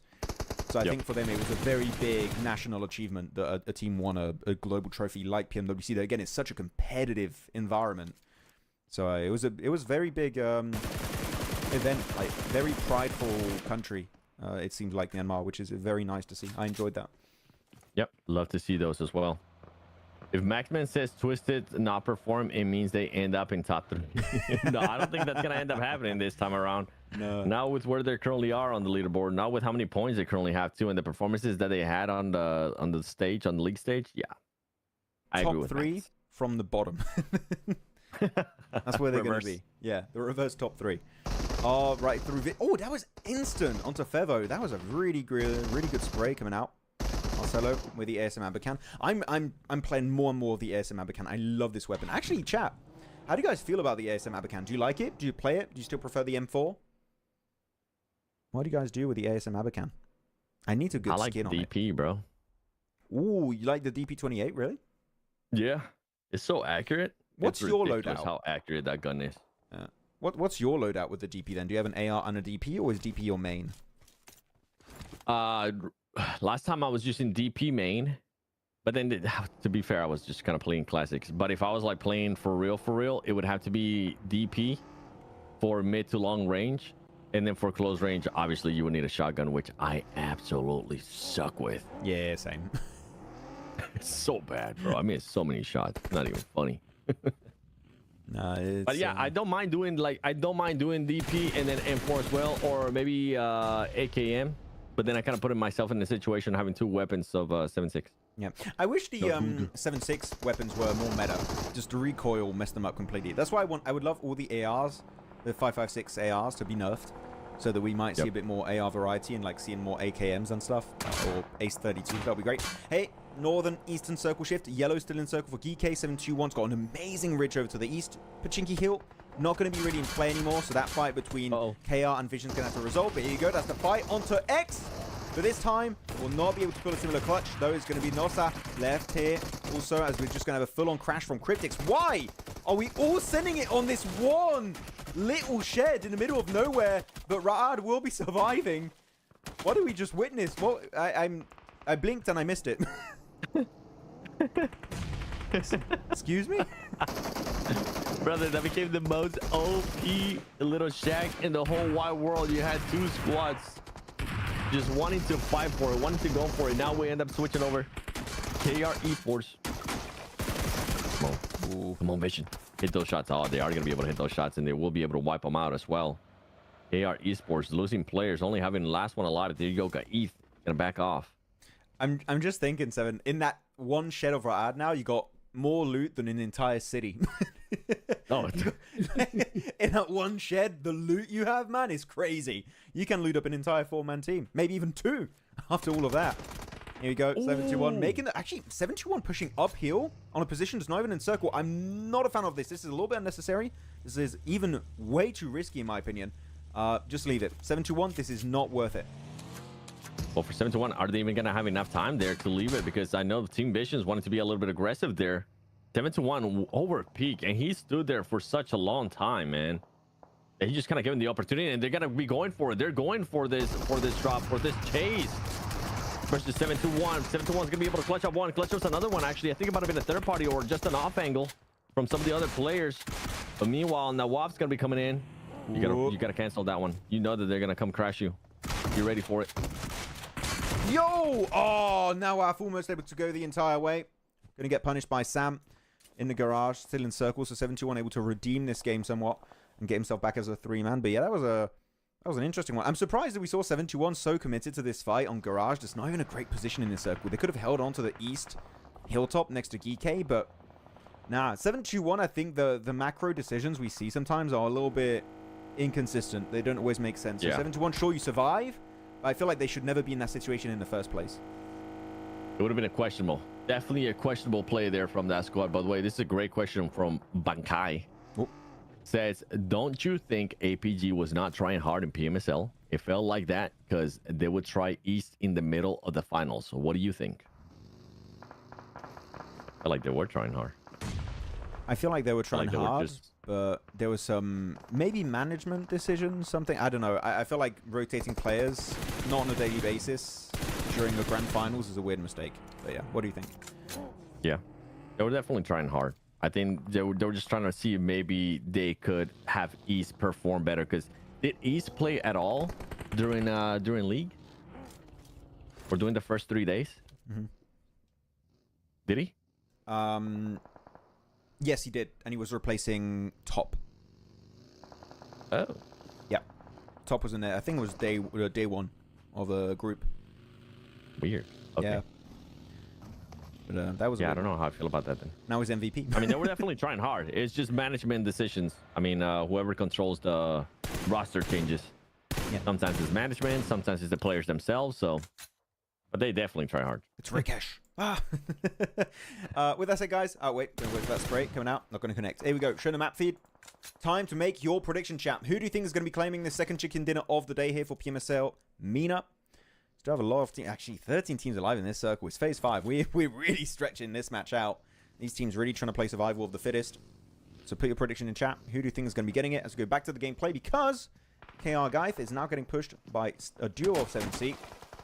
Through the smoke here. Looking for the solo. He's finding it through the door frame. Now they're going to be pushing it together. He's put low. He does a bit of damage, but will not be able to find it. End up getting knocked by his teammates Molotov. I think he might end up getting knocked by his teammates Molotov. Meanwhile, JNG just defending some of the squads here, pushing them, and it's none other than Power. Satan more than likely is going to end up just getting eliminated. There you go, gets flushed out by R8. And JNG, how are you going to be getting out of this? Because it might have taken a little bit too long. Now R8 is going to be set up. Ragnar moving around. The last player standing there for Power. He's just barely able to survive. Can you even find an area where you can land? No, that's just everything is taken at this moment. I like GK this round. Oh, GK, okay. Oh, I don't know on this one. This is a bit of a rough one to predict. But I would favor... I just like GK because of how much room they had to work with. I would favor R8 if they don't lose anyone. Actually, here they do have a little bit of a one-on-one trade so far. That's going to be the defense. Oh, no. Okay, maybe that was not the best pick this time around. Yusef, do it again. Get the Lynx AMR on your backpack. We know you have it. Bring it back out with a Groza. Jumps out. Good damage there. One more bullet needed, and it does connect, and that's going to allow them to get a two-man reset. But 7C, an amazing third party here, and they not only claim themselves those extra eliminations, but they also claim the high ground position. This is going to be the winning high ground position, I believe, on the West. So 7C, that was literally a possible game-winning third party. Well played. Yeah, for RA, they just weren't able to flush it out fast enough for that squad. Allows themselves to get third party, and right now GK, yeah, you don't want to end up making that mistake that you made earlier. Use that utility to your advantage. They will end up doing it, and hopefully Ragnarok here is not going to put himself in a spot that he might end up getting knocked from X Project. But yeah, R8, oh man, you want to switch your pick? No, I'll take the L. I'll take the L. I said it literally before the first player got knocked. That was just unlucky. I knew the fight was going to happen. I thought, oh, Ragnarok. Okay, lucky fella. Making it to the shed. He is in circle now. But what are the predictions in chat? A lot of GK picks. Genji also, if you want to change your pick, you can feel free to do so. But it seems like we are going to be seeing some GK picks in chat, which is nice. So that's going to be your pick too here. It does make sense. Yeah, I went with GK. They just have so much room to work with there. It would be kind of silly. Now, the thing is, with this new circle, who's going to be... Sheds. The sheds of Rad and Devil are just... it's going to end up around those positions that are going to win the match, for sure. Yeah. 7C? I mean, 7C... Is that Rad towards the north? Yes. That's the one you were talking about, right? Yes. Okay. Yeah, right. I mean, Rad's not gonna have to worry about anything right now. They're just gonna be chilling unless they end up getting crashed, which I don't think that's gonna be the case. Also, I think that map was behind that we were looking at a bit, because then GK ended up being yeah, GK ended up getting that player. I put it behind by like 20 seconds, and it was fine for me. Yeah. Okay, Vicious now. They still have cars, I believe, inside that warehouse, so they can rotate. I'll be fine. Is this PMSL MEA or PMSL Saudi? Too much Saudi teams. Well, it's PMSL MENA. So because of PMSL MENA, you're gonna have a lot of KSA teams / Saudi teams. So yes, that is why. Yep. Or actually taking it to the western high ground. They're not even gonna be fighting Vicious. That could make them very vulnerable to a pincer move here. Right into 7C. They already had the high ground position. I am not a big fan of this push coming out from GS team. They didn't know any of the positions that were played by 7C. Does take a lot of damage from that Molotov, and he still gets the one-on-one trade-off. And now, exactly as I said, Vicious, they're like, what is this weird fight, this weird push on the higher ground? They're just pushing up, taking that position. 7C out of the game. Just a solo of GS team remaining in that hovercraft, and he's going to get the hell out of Dodge. What a weird call for GS team. Not sure what the decision-making was there. Yeah, I think they were thinking maybe they will get away with it. Maybe there wasn't a squad up there. But they knew Vicious were there. It was just full send. But I mean, it was a full send. They didn't even get any scouting done. They just fully send it. And then for Vicious, a bit slow reaction time for my liking. I feel like they would have been able to get some eliminations from that one. Currently, just with 2 eliminations, they weren't able to steal any from that fight. So yeah, a bit slow reaction time there from Vicious. Yeah, like by maybe what, like 5-10 seconds if they went a little bit faster. Yeah. But I still feel like the move was right, but at the end, yeah, definitely correct. Maybe could have gone a little bit quick on the move. 8, that was good. He got the nade in before the smokes started spreading out, so he already hit that window.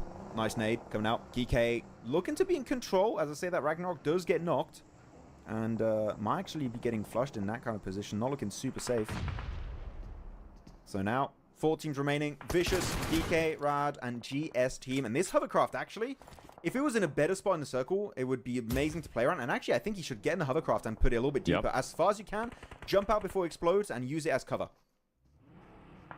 Just trying to make sure you find a hay bale that's going to be able to give you some cover from a different angle as well. Because Rod being there towards the north, I feel like that's currently what's stopping them from being able to do anything.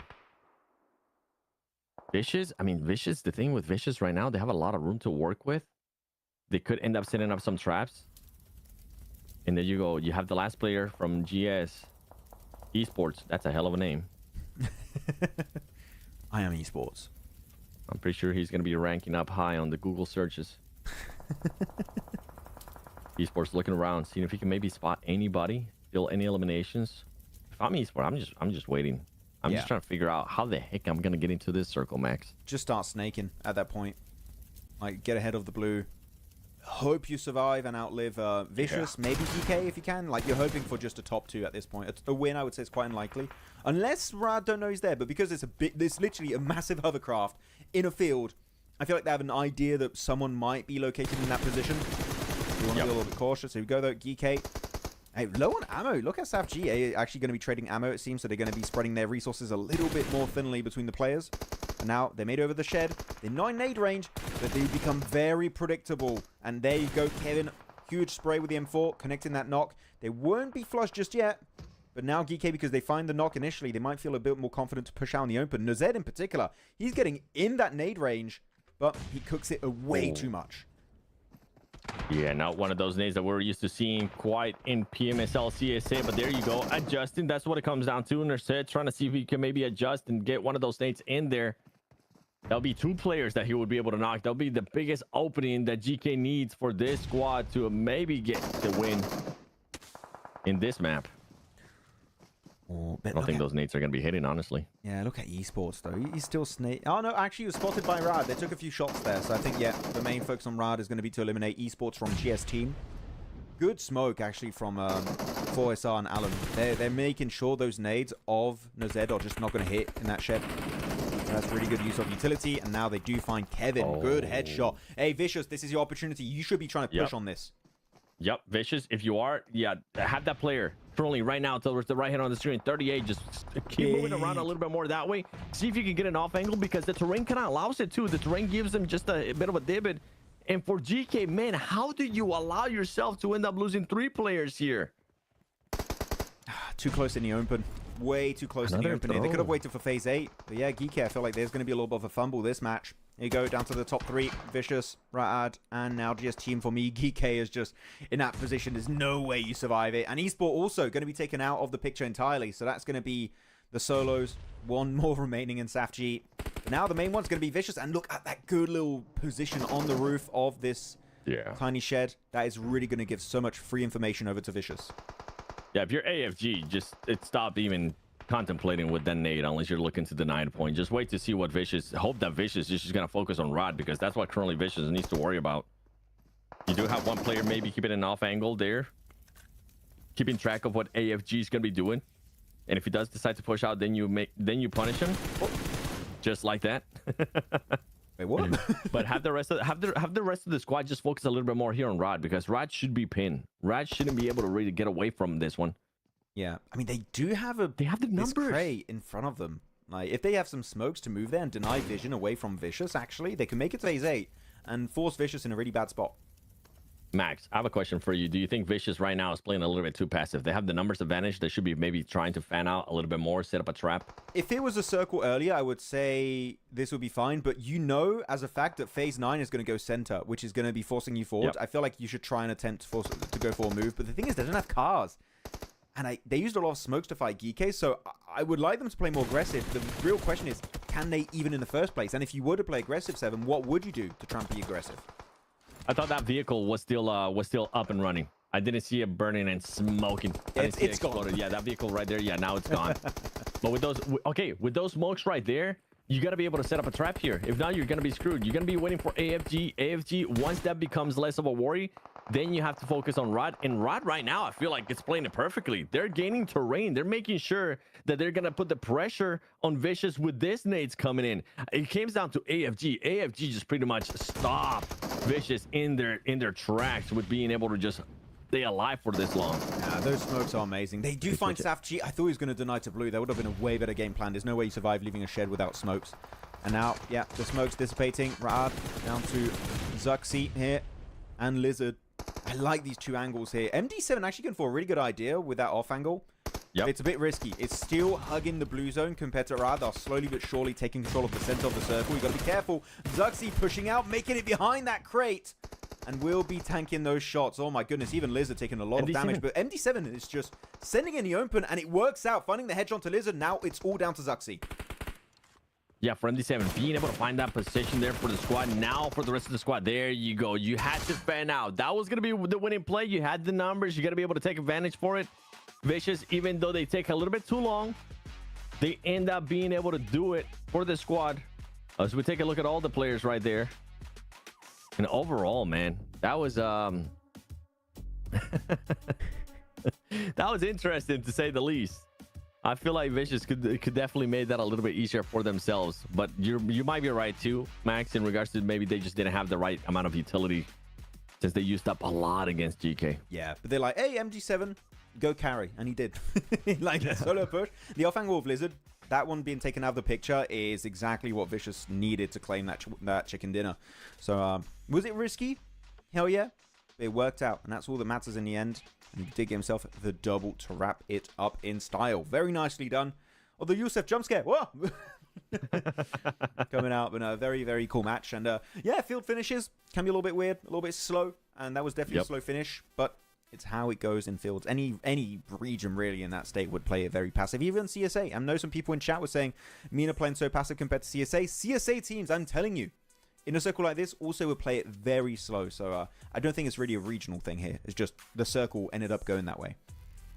Yeah, if Vicious would have had that vehicle up and running, I think they would have ended up doing what I was talking about. Because MD7 had already started doing that movement, had already started going for that rotation. I think they would have been just have more mobility, just being able to get those angles, being able to just secure more of the terrain. So yeah, it came down to just them not having access to that vehicle at the end. Yep. No, exactly. Same circle in which 4 Thrives dominated PMWC match 3. Oh yeah, remember, I think there was 4 Thrives, another team, and I think there was Team Arian, AXTMG, at that point. So that was a very fun game. Yeah, AXTMG. AXTMG don't make it. No. They don't make it to PMGC. I don't even think they made it to IC. into the international they cup? didn't. I gotta double check. No, they didn't. They didn't. I'm pretty sure they didn't. Remembering. Yeah, they were what the with results Godlike were. outside of the top 8. That was not a throw. That was 2018. they were pinched between Rad and Vicious. Are you talking about GK, Hassan? Yeah. What are you talking about? I don't think it was a throw from GK. I think they would have struggled regardless, but I do think they got a little bit too close and made it even easier for Vicious to just nade them. Like that double nade Yeah. was just their undoing. You should not get close to that shed. That close is just risky, especially when they have so many smokes coming out. You can't even nade the window. So if you can't nade the window, why be in nade range? You're just putting yourself in nade range too. Like if you are in nade range of your enemies, guess what? They can nade you back. That's something to also remember. Unless you have like an elevation thing happening, but that was not the case. It was very flat. Orti, AX, and Hora. Chat was saying. Horror 2. Was it Horror? Yeah. Ooh. Maybe. Yeah. Indeed. Would make sense. It makes sense. Yeah, that fight right there, man. Oh. They just got, for GK, they ended up getting way too close within that nade range. That ended up being just a fumble. Honestly, I think it was just another fumble there from GK. Yeah, I think it was. That's 2. That's 2 for me for the day. 2 games that we've had, GK has fumbled twice. Come on, GK, bring it back. But they're still making it fun in the game, right? So, like, in sense of points being brought on board, it's still good to stand in a conversation. But when you want to be top 3, those fumbles might actually cost them a PMGC slot. Like, literally, that could be the situation we see arise on day 3 of these finals if it keeps becoming a trend moving forward. Here we go, though, looking at your top player rankings and also your match rankings, your match stats, should I say, for this game. Only 1 car elimination. I would have expected more in the field finish. Usually you see way more in finishes like that, but we didn't see car strats because, well, as you already pointed out, Seven, the car went boom. And when car goes boom, man, car does not go vroom. I speaking like I'm 5. I didn't want the car to go boom. I wanted to go room. I thought it was going to go room to the left-hand side, especially for Vicious. Either way, though, they end up getting the win. There you go. 20 points. 18 points? Not bad. Ton of double-digit games, actually, for some teams. You got 18 for Vicious, 11 for Ard, 11 for GK, 11 for GS Team. Most of those, of course, coming out in terms of eliminations, but still a few placement points here and even there. 17. Yeah. Look at Gen G, Max. Envision, too? 9 Illims, 8 Illims. Like, those are good performances. But then, going to the opposite side, with having such a big sponge of points, you're going to have a lot of teams with those big O zeros. You're going to have a lot of those feeder teams in a way, which is a little bit scary because Cryptix is going to be there. Twisted Minds is there. Silent Hill, KR, getting 0 points in this Erangel. That's an L&a-half. Yeah, so many bubbles and even just 1-point games. XP had a tough time. Power, it can be a little bit inconsistent from time to time. So, like, that's the power special that we're going to be seeing going through these finals, it seems. Or you go hard or you go home. And there you go. Overall leaderboard now 49 points. As you said here, Seven. This match, 9 more points secured by Gen G for themselves. And then it goes down. But look at how heavily it's centered around KSA. Yep. Like, so many KSA. Out of this top 8, 6 of those teams are from KSA Saudi Arabia. So it is very, very much dominated by that one singular region here for MENA. And yeah, it's going to be Vicious, then GK, Power up there. And a big jump up from Vision, actually, here. Getting a few more points, up to 16 so far in this game, despite getting, what is that, 0 placement points? So very much focused on those limbs. Yeah, for GK, I mean, they're still going to be putting themselves into contention there with the amount of points that they ended up getting. Rod ends up moving up as well, being able to secure a second place finish. Cryptic, Siren Hill, I mean, it's still very early on, but I want to see some live. I don't want to see a big discrepancy in points because I honestly don't see Gen G slowing down. Even in this situation, this squad doesn't end up getting any placement points, but still able to put up, what, 9 points via eliminations? Yeah. It's good when your bad games are still relatively decent compared to a majority of the lobby. And that's the mark of a good team, when your bad game still brings at least single-digit points is very important, like on the higher echelons of that. 3 eliminations going over to Reb. Really nicely done for Vicious, of course, as they do secure this chicken dinner. I thought it might be M7D. I thought so too, actually, now that you mention it. Yeah, because he was able to get those angles. He was able to get some of the knocks and Illims right there. Yeah, didn't quite work out. With that said, guys, because the games take a little bit longer between matches, myself and Seven are going to be heading into a break. We're going to be doing these every matches just for MENA in particular because of how long the games take. And we'll be back right after this break for our third match. Is going to be on Erangel, so stay tuned. We'll be back very soon with some more Erangel goodness. Think of questions. Think of questions, topics, tag us, and keep it ready. Hell yeah. Yes.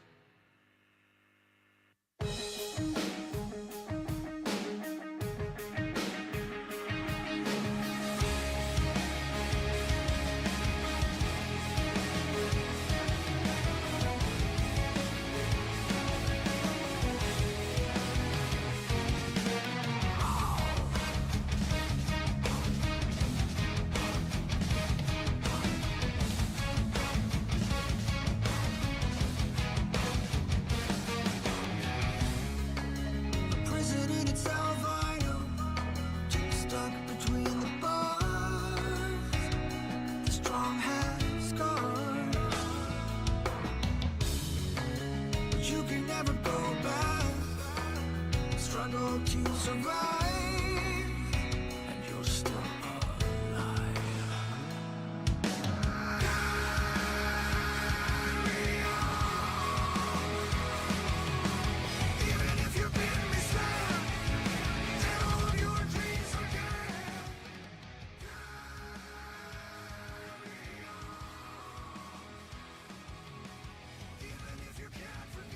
And we are back, chat. We're ready to jump into our next game. And you know what? By saying we're ready, I mean we're ready right now. We're getting into the match. It is time. Erangel número dos. It's myself, Max Man, and 7 once again. We're going to do PMSL MENA Fall 2025. Day 1, match 3. It's going to be fun. It's going to be entertaining. Will Gen G continue their rise to success? Yes. 7 says yes, and I say yes too. Yes. I had him finishing in first place, so I might be being a little bit biased here. Yeah, they're your actual first place team, so actually, yeah, like so far, so far, your prediction is working greatly in your favor. 7 is working out great. Welcome back, VJ. What's up, guys? Get ready. 50 seconds to go. Oh my God, he's making the masses amass themselves before the stream starts. What's up, man? Yeah, thank you very much, VJ. Hope you're doing good. How is your? You know what, VJ? VJ is a true OG. 7. He's always here. Always checking out the stream. Got a few other names. Sometimes Pepper Paw, I Ate Doctor. VJ, how are you? How are you doing? I saw VJ watching even whenever I wasn't here. Yeah. He was watching all of PMSLs. So shout out to VJ. The man, the myth, the legend. He's the GOAT viewer. Yo, for real, right now? I mean, he is literally the GOAT viewer. He's number 1. Yeah. He is the number 1. I think VJ watches more PMSL than me. So I'm like, wow, how does that happen? This is my job. Dude. He's committed. Oh, no, Max. Oh, no. He doesn't even have a weapon. Oh, no. There's no recall tower on Erangel. Wait, Cryptix wasn't your first place team, though, right? No, in top 3, I would like to see them make it because they have been playing better than Spring, but yep. It's not the start I wanted for Cryptix. What are they doing, brother? It's not the start I wanted. I have a question, brother. Please, let me tell you something. Let me tell you something. Oh. What's up, Sanju? Kashi, nothing. T-Max, Vishnu, Sanju. What's up, Assad? How's everyone doing? Welcome back. Cleon. Oh, Cleon, nice to see you. How you doing, man? Welcome, welcome. Hey, T-Max. What up, T-Max? How you doing, cutie? Oh, you know T-Max? I know T-Max. What you mean? Ooh. What do you mean? What do you mean? I mean, in his house one day. Okay, well, what do you mean? You say, what do you mean? But how am I supposed to know this piece of information? I'm just kidding. I'm joking. I'm joking. I didn't. Although I'm pretty sure if I went to Cali, that boy is so nice that he'll probably let me stay in his house one night. Lamau. Couch. He baited me. Or a team, sorry, sad. Yeah, don't tell me, man. That is. We agreed, right? That is the biggest disappointment or like upset so far for PMGC qualifiers. I mean, And BTR's Yangon. up there too, bro. And Yangon. And yeah. That is a few, actually, yeah. Yo, BTR, bro, BTR. The thing is, BTR. Remember, with the way that they were performing in PMHI, they had a good performance too. Federales, I feel like that's the time that he was starting to shine. Mm-hmm. And Federales starting to put a name for himself. I feel like that's a big upset for me. Did you know, actually, And 7? obviously, This is the first time Zuxi will not play PMGC. Yep.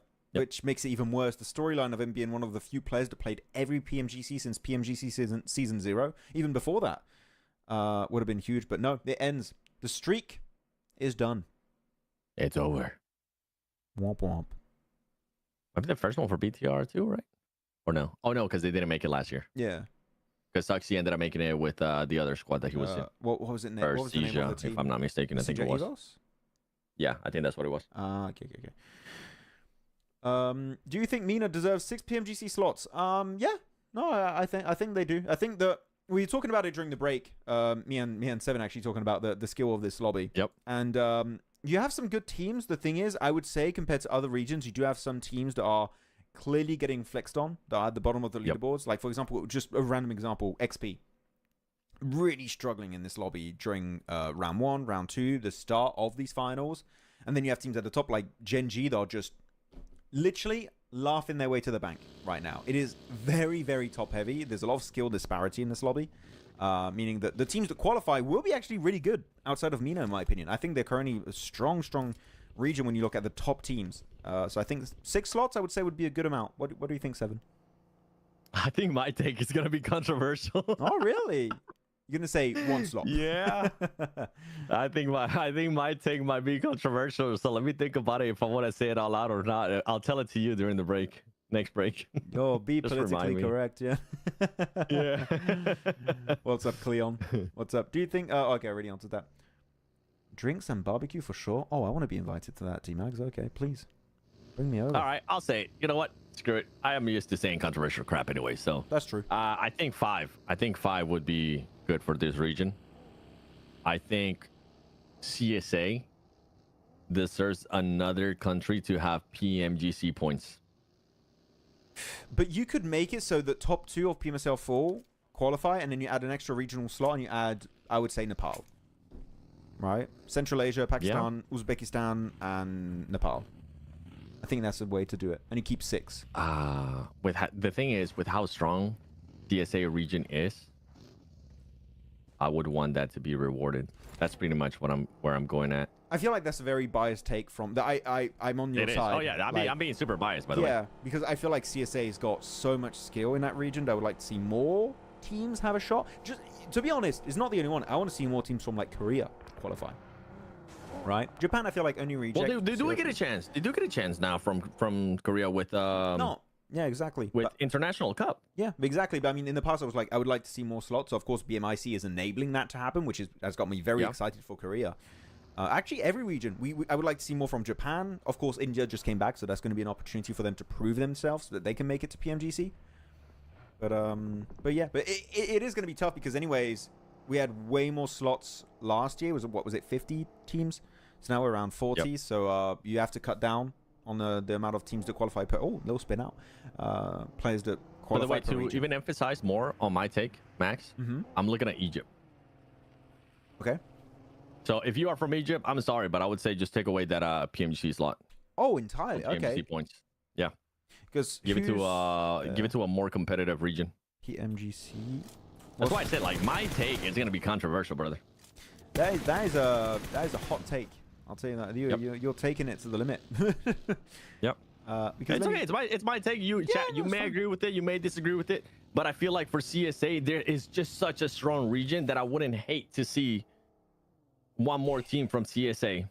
Egypt is kind of similar to Uzbekistan and CSA, where you don't have many teams competing for that slot. Like right now, I'm looking at Egypt. You have Desert Storm. That's not even playing this season. Rad and Future Next Generation. That's it. Yep. So you have 3 teams competing for Egypt. Iraq, you instantly have 7 teams. Makes way more sense. And Saudi Arabia, you're going to have 8. So definitely Saudi Arabia. You keep Iraq, you keep Egypt, then depends on what you want to do. Bless you. Chad, do you guys agree or disagree with me? If you saw yesterday, if you saw the finals yesterday, I mean, come on. That was hype. You're telling me that you wouldn't want to see one of those other teams from CSA, how close everything was to go to PMGC, the most coveted tournament of the year? And once again, this is nothing against Egypt, but I just don't think that Egypt is competitive enough at the moment for them to have a slot just for the country itself. Okay. Like, I think we should still be able to see a team from that country. I think you can just move around how the slots work. Like, if you want to take maybe away from Egypt, adding more for PMSL like full, that's fine too. But some are saying agree, some are saying disagree. It's okay. Yeah, no, it's okay if you disagree with me. It's just the beautiful thing about us having this discussion, and the beautiful thing about watch parties, you guys get to tell us your point of view. We get to tell you our point of view that sometimes we might not say during big global events. Yeah. By the way, just so we look at the circle here, 7, big Everest shift on circle 2. So that's going to be round to R8. R8 actually weren't even there originally. They were west of the mountain of Everest, and circle 2 pops. They instantly send that transition up the hill, so they're going to be claiming that position as their own. So I like that quick move from R8. Just got to be careful. Actually, finding 721 Sam in the distance, so clearly making a statement that this is our mountain. Everest is our spot. You can't push it. You can't take it away from us. Yeah, that's what I'm looking at, nice. Max. I'm looking to see if any team is going to be challenging R8. Because there's a lot of squads driving around. There is a lot of squads kind of surrounding it. 7-2-1 gonna get themselves caught here as Genji used. If he's gonna make them pay for it. There goes one player. This is what I was worried about. If you were thinking about maybe challenging in Everest, you have to be careful. CSA deserves 6 slots. I mean, they already get 6. Maybe 7 then. Yeah, that's what I'm saying. Like, you would just give them an extra 1, 7. No pun intended with that one. The best number. I love. Why did you like that? He's even more biased. Wow. Any team who qualifies from CSA instantly becomes favorite to win PMGC. Not necessarily. All the time. You have some favorites to qualify out of CSA, but I wouldn't say every CSA team is like instantly favorite to win PMGC. I would disagree with that. This year especially. I mean, I think we had this exact conversation yesterday, Max.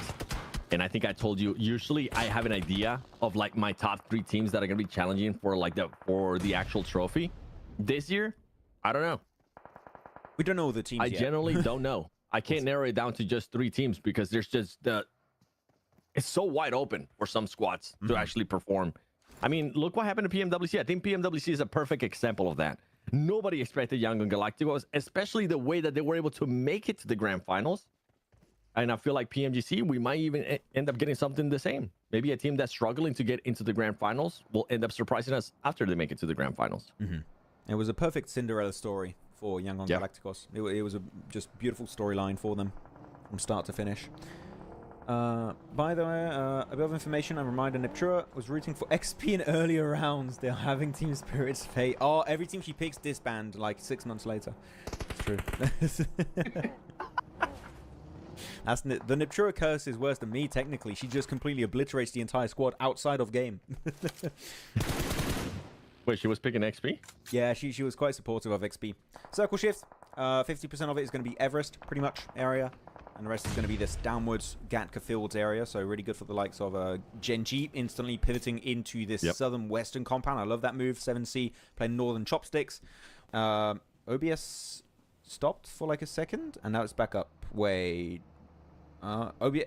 Guys, are we live? Can you tell me?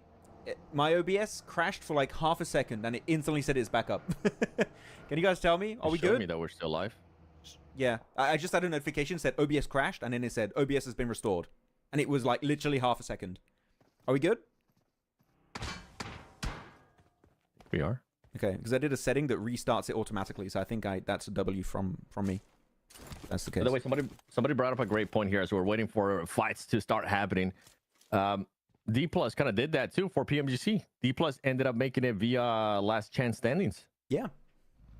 Oh, we're live. Awesome, so you're guys. Absolutely Thank right. you. Thank you, guys. Just wanted to check because I got scared. I thought my thing crashed. But no, we're good. Okay, awesome. Thank you very much for the information, chat. You guys are awesome. Thank you.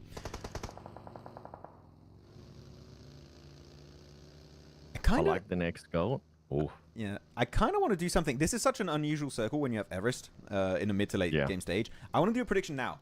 Chat, let's entertain the thought. Let's do mid-game prediction for this chicken dinner. This is going to be phase 3, going into phase 4 when the next circle pops. Who are you all going to be picking for this win? If you predict correctly now that would be an impressive prediction. We will send you a virtual hug. Yeah, we'll do it on camera. Very cool. Very sweet. We'll do it live. Very wholesome. Who would I go for on this one? I would go... no, maybe not Genji. Ooh, I don't know, actually. Yeah. You're not confident with R8?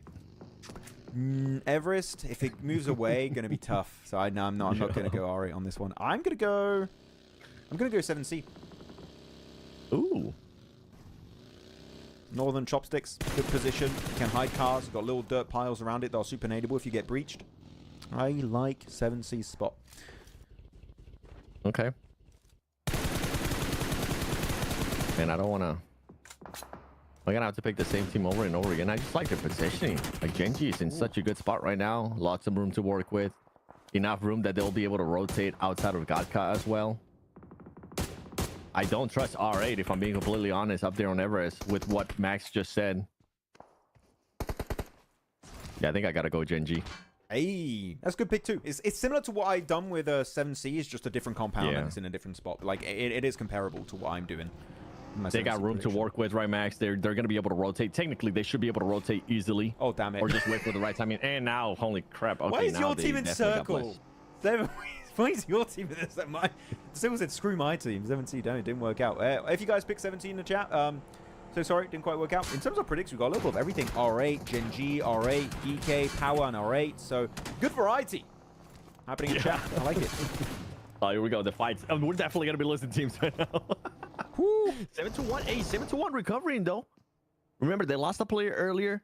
Now they take the fight there to KR. They eliminate KR, too, without losing any more players, I believe. So that's good for 7-1. Yep, 7MD, the savior of last game. Not able to really stay alive this match, it seems. But now, R8, hey, I'm looking at their spot. R8 just need to make sure they clear their backside on Everest. They don't let anyone backfill their position, because if that happens, R8 is going to be completely crumbling under that pressure. You need to make sure Everest is your position and your position alone. You can't share it when the circle's moving away from it. Otherwise, it just gets way too hectic. Talking about hectic, though, Twisted Minds looking for the push onto Geeky. They do get an instant drop onto Nuzed that is just not allowed to play today, 7, it feels like. He just instantly gets knocked every single fight. And now Kevin looking to engage himself right out of the building. Can he hit the back-to-back? And he does indeed. Kevin, the triple on fire. Kevin, what are you doing? Looking for the 4-piece with the DPS, and it connects. Kevin taking the 4 eliminations on his lonesome and will be the sole survivor of Geeky out of nowhere. This man becomes legendary on Erangel. Kevin, absolutely nasty, hitting every single shot there when he actually needed to hit it against that squad. What a performance. Now, can he do it back-to-back? Can he put up that kind of performance against 7-1? Because 7-1 does have utility to work with, and they're going to put a stop right there. 1v4, though, from Kevin. What a performance there. And I was, 1v3s. We got a 1v4s as well. Please keep it going, MENA. I feel like that I'm with what you told me at the beginning of the day, Max. This region has definitely stepped it up in regards to performances, clutch factors from certain players too. I think that's a perfect example of it too. Yeah. Us RA trying to make sure they defend people up. By the way, VJ in the chat, keep that question for after this match, because now we really got to focus on what's going on here, because there's so many fights going on. Yeah, that's going to be it. Big hovercraft push here from 7C, looking to find some players of XP. You find one, looking to go the entire way. But I remember our main complaint in Spring 7, if you remember, was the shotgun plays. Yep. Not quite connecting. Shotgun playstyle was very weak. Now we're seeing multiple players just instantly stand out. So it feels like the last 6 months, they've been working, improving this aspect of the game. And some players really, like Kevin, for example, has been standing out. Also the side of X earlier on the Rondo match. So very impressive moves here. 7C still on the move, looking for their next victim, and it seems like he's going to be in this building here. Is going to be the player of FNG, a solo player. Dream, no idea who's here, and he instantly gets punished. Peeks around the corner. Now looking for the double. Luckily enough, Bear will be able to punish that and go for the res on his teammate unless a flush comes through the window. Chat saying Kevin against his X team. You know he's going to be hyped about that one if that's the case. Genji now losing players against Rod. Rod making the push there. They're currently fighting it out. We'll see who's going to end up being on top of that fight. Meanwhile, 7C getting pushed here by GS team. Oh, the hovercraft's going to come at play too. Oh, he got off. No, he didn't. Oh, for a second there, I thought he ended up getting off at the right timing. Yeah, it was R8 on Everest. And Everest is getting challenged right now by 3 different squads. This is what I was saying. I didn't feel comfortable there with R8 because now they're going to be pushed away, Max.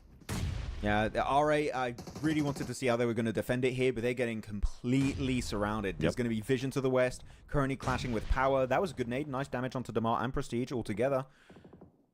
But now, those 2 nades, Al-Hajj, Ragnar, it could be on point, and it was indeed. Damar is the first to fall.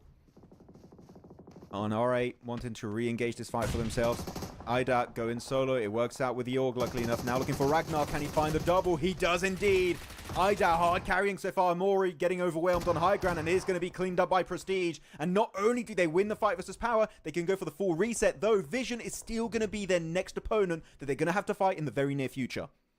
That's right. And if you're Vision, man, you're kind of sad that you're not able to close that gap even more, because that would have been the perfect time for this squad to just strike. And it's because they're currently worried about what Cryptix is going to be doing. Chapo's still going to be alive for Cryptix.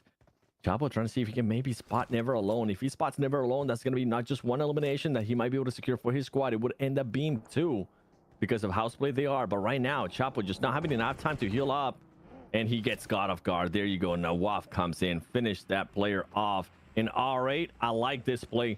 Go back, secure even more ground, and see maybe you can put Vision a bit up against the wall.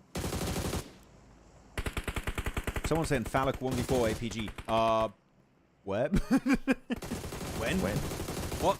What are you talking about? It's Mena. He did put up a he put up a good fight yesterday. I forgot which team it was, but 1v3 on APG. I don't think it was APG. I think it was APG. He did at one point do a APG? clutch versus APG. I think like it was a nade squad wipe he got, but we didn't see it was only in the elimination feed. Maybe it was. I don't remember, but it happened. I remember people talking about it. I think it was a nade triple kill or something along those lines. Oh yeah, we didn't get a chance to see that. That's right. That's right. Yep, we didn't get a chance to see that. I think that was it. We were like, we hope we get a chance to see it if I like post it on his IG or socials. He better post it. Come on, mate. He should. I hope so. Oh, that's a good little headshot. Almost could have connected for him, R8. I like it. R8 not committing because they know the circle is currently in their favor. Just hold the high ground. Wait for Vision to naturally come your way. That's when you're going to strike. Call me when SA have 1 tier S trophy. Wait, who? South Asia, like what, Nepal? They got second place with a DRS a few years ago. I don't know what he means by SA. I think I have an idea who he's referring to, but I don't want to assume on that one. As RA, it's going to be able to find Never Alone eliminated. And this is why I was happy earlier that RA was going to be able to control more ground, but you don't want to end up losing any players here. Don't end up overextending. You kind of have to wait. The circle is going to be pushing them up to you. Wait for the right timing. Hey. Volt gets knocked. Man, such a big game from R8 though. Already farming up eliminations. It's feeling like a Rondo game for R8 this match. Yeah. Circle shifting away from the compound, or not the compound, the ridge of Gen G actually here. So they're going to have to be possibly forcing a fight versus themselves and Silent Hell. But there you go. Successful defense on Everest. And the thing is, Everest is still playable for R8. They can still hold on to a really good ridge position, so they don't have to fight directly. So this is not only a high elimination game coming out from R8 with up to 9 so far and could be going to double digits, but they also can make it, at this point, I would say, easily into the top 5. So placement points are going to start racking up for R8. They're maybe looking for a 20-point game here with seeing how things are lining up for them. Yeah, look at Satan. He's going to get the nade ready. I think he has an idea that GS was able to put up on him. Oh my God. Hits the car perfectly. Luckily for that GS player, he's not close enough. Can you actually get knocked by that? Can the car knock you if it gets pushed onto you? Wait, Chad, do you guys know? I can't remember. Because the nade hit the vehicle and the vehicle moved to the left. Normally not. Normally it shouldn't be able to get you. It depends on momentum, but if the car goes super fast, then it could technically, I guess. It was pretty wild. Like, I feel like that would have ended up knocking somebody. I don't remember if it's something that we've seen in the past. No. I'm just waiting for a Rondo game. Maybe it happened in a PMSL I didn't see, chat. Tell me if you've have seen it, where in a Rondo match, we see an emergency cover flare eliminate someone. I would love to see you can't that. get knocked. Yes. Yeah. I mean, with how fast that car was moving from that nade, I feel like you would have definitely ended up being knocked. If you're right next to it and it's when it's like peak momentum and like the nade was perfectly placed, it could get you. Yeah. I think I saw a YouTube clip of that happening in a classic or something, but it can occur. Oh, that's a good Molotov onto Ahmed. Very nicely done by Ada. Ida is just actually putting on a clinic this match. He's been really keeping hope alive. Him and Prestige in particular have been having a fantastic game on Everest.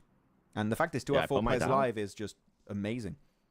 Exactly. I was going to say, I put my doubts there on RA, but RA is definitely stepping up to the plate here. They still have all those 4 players alive, as you mentioned. They already were making their way down, which is great. They didn't wait for the last second for Everest to not even be at play. You said it earlier, too. Everest is still at play, but they didn't wait for that. They really didn't give a damn about it. They wanted to make sure they get down from that area and start controlling some more terrain, especially within the circle, especially because we don't know where the circle is going to be going into the next one, too. Meanwhile, Gen.G and GS currently getting into fights. That's going to be the opening that Gen.G needs, and you can tell that right away. D3S trying to get away is not going to be enough. Can you actually get some knocks here? You just have a lot of players driving by. He's going to be able to connect with one. More than likely, he's going to be able to secure it. There you go. Yusuf getting there a little bit too late. Actually, Satan's still alive. The 3-man solo drive-by with the buggies. They missed all the shots already. Sorry, I shouldn't laugh about that, but That was such a fail of a push. It just worked out because that's numbers, but god damn it. Hey, Oscar there with a push-up. The nade is looking good. Second nade, pretty similar area. Is it going to connect once more? Not quite. Ida pushing down, meaning they are relinquishing this high ground over to 721. This is possibly going to be a big mistake here from R8, giving this high ground position away. 721 will be able to leverage it as much as they want. They do get the res onto Ida, but another nade could knock him once more. Luckily enough, he makes it back down the ridge. Omori and also the side of Damar looking to hold that angle and keep Ida and Prestige alive, but the nades keep coming on down, but Ida will be able to tank it. They're going to be able to tank it, but I mean, you kind of have to have Omori and Damar hoping that you're able to give those players cover, give them enough time that they can maybe get back to full health, fan out a little bit, and hope that nobody's going to start paying attention towards this fight, because Silent Hill has been very quiet. Genji hasn't really been able to do much because earlier they were fighting GS. They were trying to pick up Satan. They've been able to do that. So you don't want to take long enough, and you can see 721 realizes that and starts backing away a little bit more. They didn't like that scenario for them.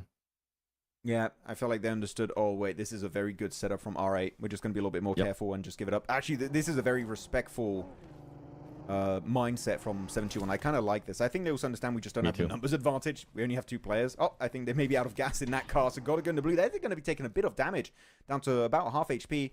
Meaning just 1 or 2 bullets, that's going to be a squad wipe on 721. That's quite unfortunate. It slows them down significantly. And here you go, getting battered, getting sprayed by Silent Hell, by Genji also possibly from a distance. And Ida, again, this guy is on fire this match. Maybe looking for his 7th, maybe even 8th elimination this game. Ida, what happened to you? This is a different play entirely, it feels like.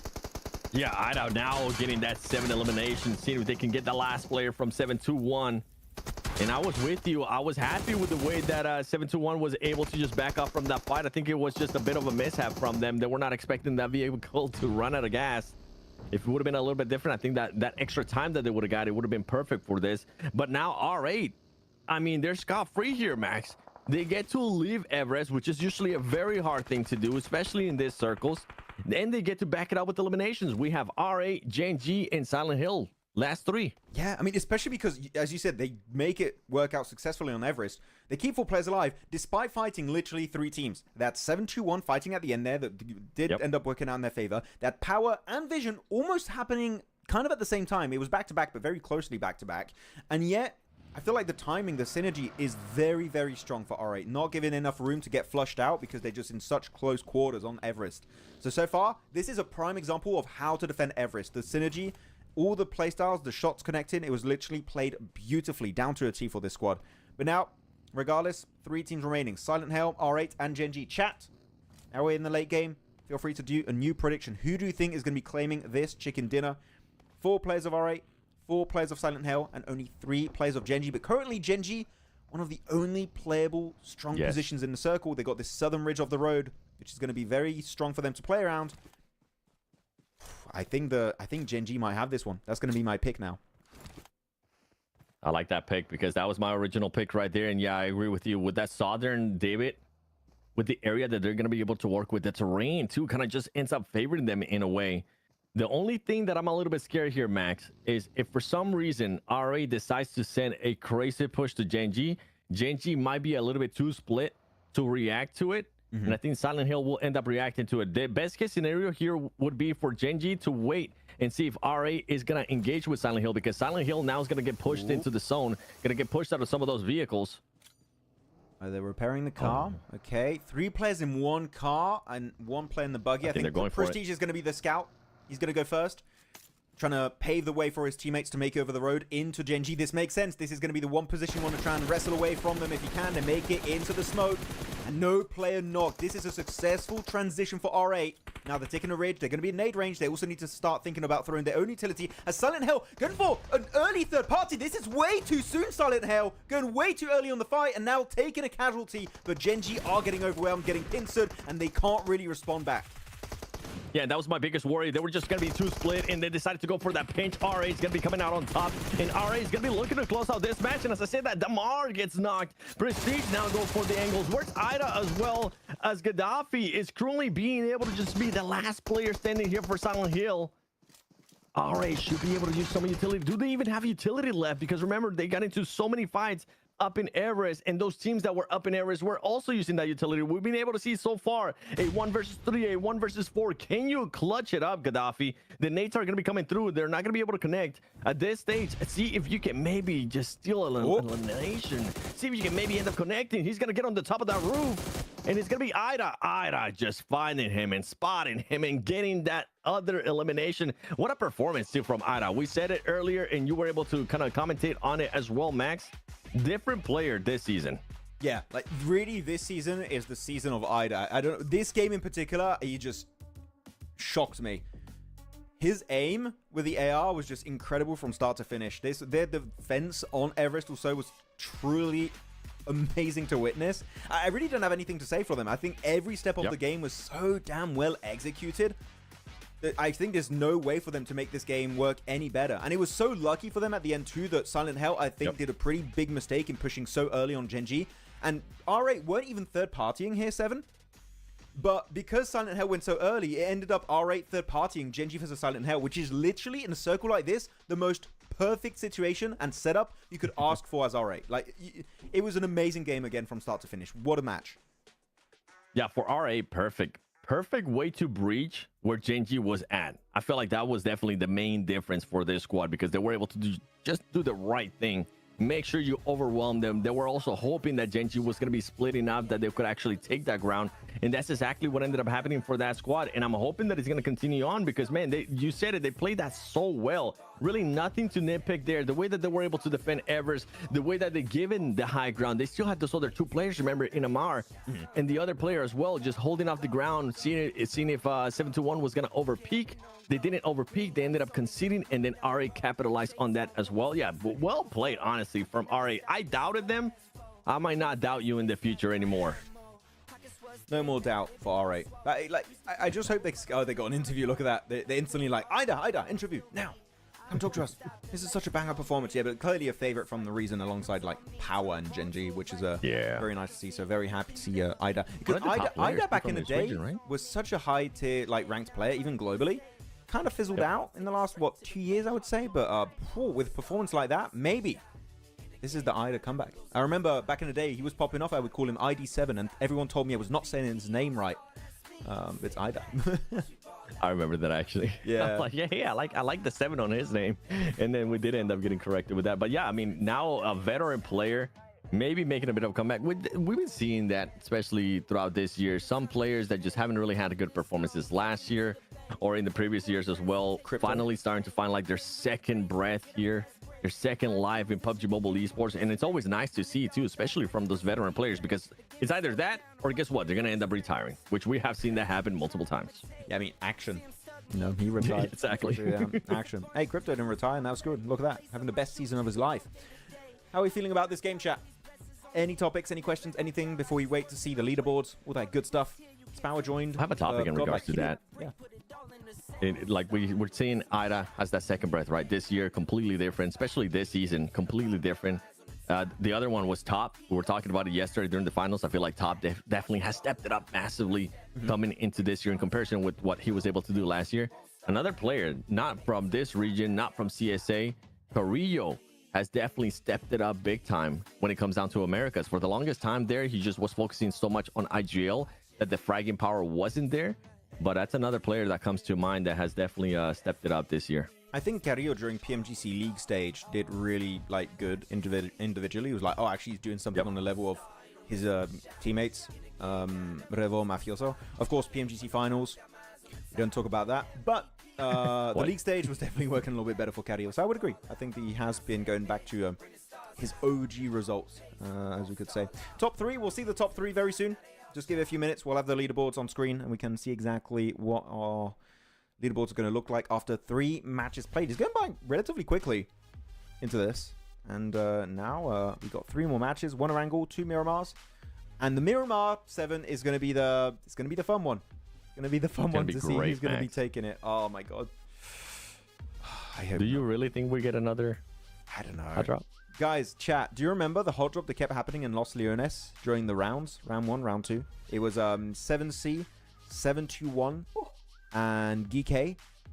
They kept hot dropping that one same building, southwest of Los Leones? Is it happening again? What do you guys think? I hope not, bro. Come on. Hey, VJ, if you're still here, you were asking some questions during that last match. It was towards the end when all the action was going on, so feel free to ask it again. Assad says, do you think a team who qualifies from PMGC survival stage has better chance of winning than a team who qualifies from Gauntlet? There is a scenario. There is possibilities out there where people might think that, because last year during group stage, the last group team, it ended up performing the best when we went to survival stage, when we went to last chance. So there could be a chance. And this time, there's really not that much of a buffer between PMGC, the last stage of PMGC league stage, to the actual grand final. So yeah, you could be going into something. Yeah, I don't know. I need to think about it. I think if you qualify through last chance, you're possibly a very, very strong team, because you have to be top 2. It's very unforgiving there. You got a lot of pressure, and that would show to me that in a finals environment for PMGC finals, you could do really well. 25-point game though for R8. Holy moly, that was an Everest game and a half. Yeah. And, actually, because the first place was Genji with 49. Genji, of course, still going to get a few points because they got third place and a few limbs here and there. But because it's 49-25. Like, you're jumping up maybe top 3 with a match like this for R8. Like, that is how big a match they just have. And keep in mind, they were towards the lower echelons of the rankings. So R8, knowing, hey, we don't want to fall behind too early. They don't want to pull an inner circle on day 1, like we had in CSA. So they're making sure they get those points early on. That's right. And for Genji, they're still able to put up those 12 points. That's going to be massive for this squad. Silent Hill there with those 10 points. I'm going to be looking at what Vision's going to be doing. Remember, that was one of the squads before this match. I believe they were in the top 3. They might be able to do something with it. And VJ asks, any possibility to do a watch-along party? We won't be able to do one for BMIC for the International Cup. But one thing I will tell you is keep an eye out for Max social media and my social media at the 7WG, at MaxManCast, because we will be covering it on our Instagrams. Yeah. We're going to be doing so much content. By the way, hello, Ludovico Cosignagni. I hope I said that right. From Italy. Hello. Ooh. Buongiorno. Max, you were right. Hello. Look at this. But yeah. Up 12 places with that win. Oh, wow. I mean, of course, it's 3 games only, so there's a lot of wiggle room, but 1 chicken dinner, that is a huge impact for R8. Very nicely done. Though, look who's above. 61 points. We might have a 30-point gap created in, like, not even a day heading into the next Erangel, depending on what Genji bring to the table. So Genji, not even here to play, here to win, very obviously. So Genji can be very proud about their performances on Erangel, on Miramar, on Erangel and Rondo so far. But though, looking on the second page, Twisted Minds, again, as I said, I didn't expect anything from this team. And even then, it's below my expectations. So Twisted Minds are just not doing anything of value. Yeah, Twisted Minds, I think they're just so focused right now. I'm not really sure what's going on with that squad, but we do have to mention it. That squad is currently leading in regards to PMGC points for Iraq.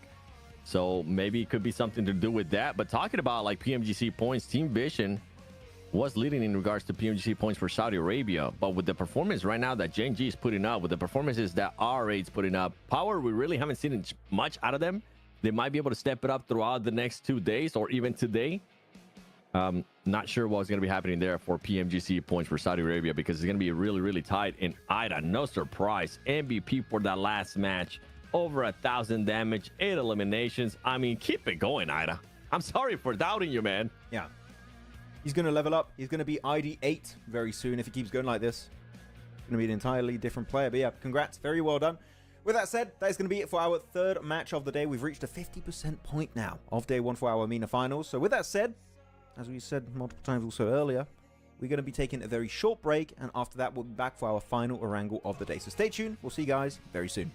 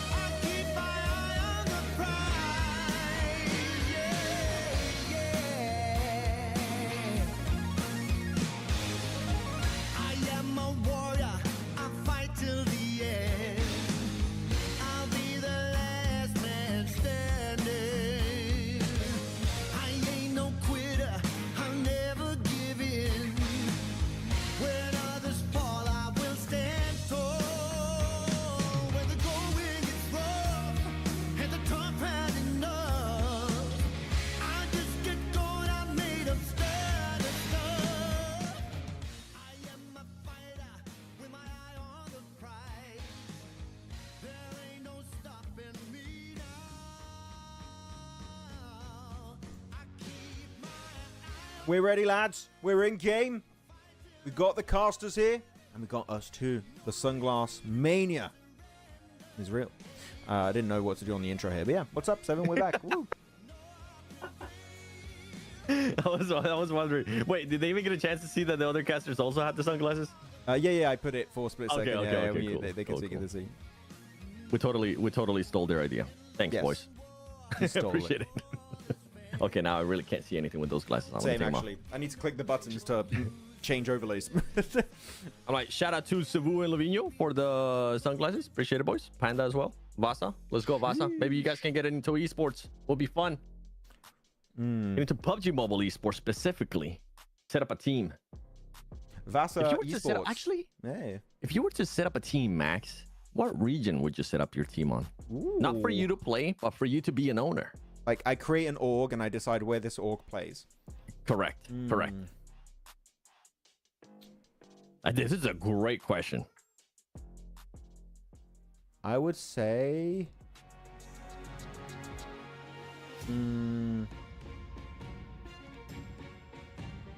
I would say CSA. I feel like there's a lot of growth potential there. So I would go CSA, and in particular, I feel like I would make a Nepali roster, and I would try and compete with Hora. Ooh.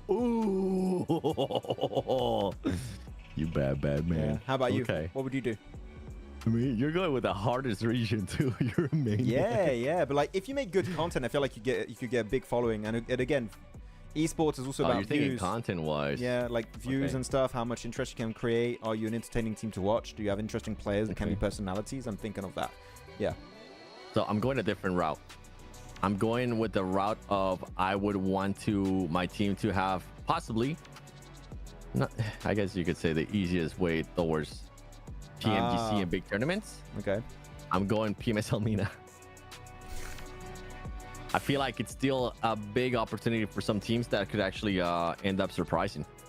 Fair enough. It's not as established as CSA. And then once you get to hopefully from PMSL MENA, you qualify to the big events. Now your org gets known a little bit more. By the way, this is all just coming to me right now. I haven't thought about this before. And then you would just expand for other regions and start thinking about the content that you're talking about. Oh. Why not? That's a strat. You got the game plan. Both strats are viable. How about you guys? Everybody currently watching, if you were to own an esports team in PUBG Mobile esports, what region would you be starting it at, or what country to be specific? As we get the circle here, a little bit of military is going to be there, but it's going to be very unlikely unless it goes to Millie. That'd be awesome. That'll be fun. Welcome back, everyone. Nafish, Mustafa, hey Dari, what's up? Hello, Max. How's it going? Hey, doing good, man. How about you, Mustafa? How you doing, man? Sulman, Shaheen, Assad, VJ still here in the chat. Listen, let's go. Indeed, Arian. The 7 Worlds Gaming in the chat too. Oh my god, big fan. How you doing, 7WG? Ryan Khan. Wait, what? Did I get hacked? No.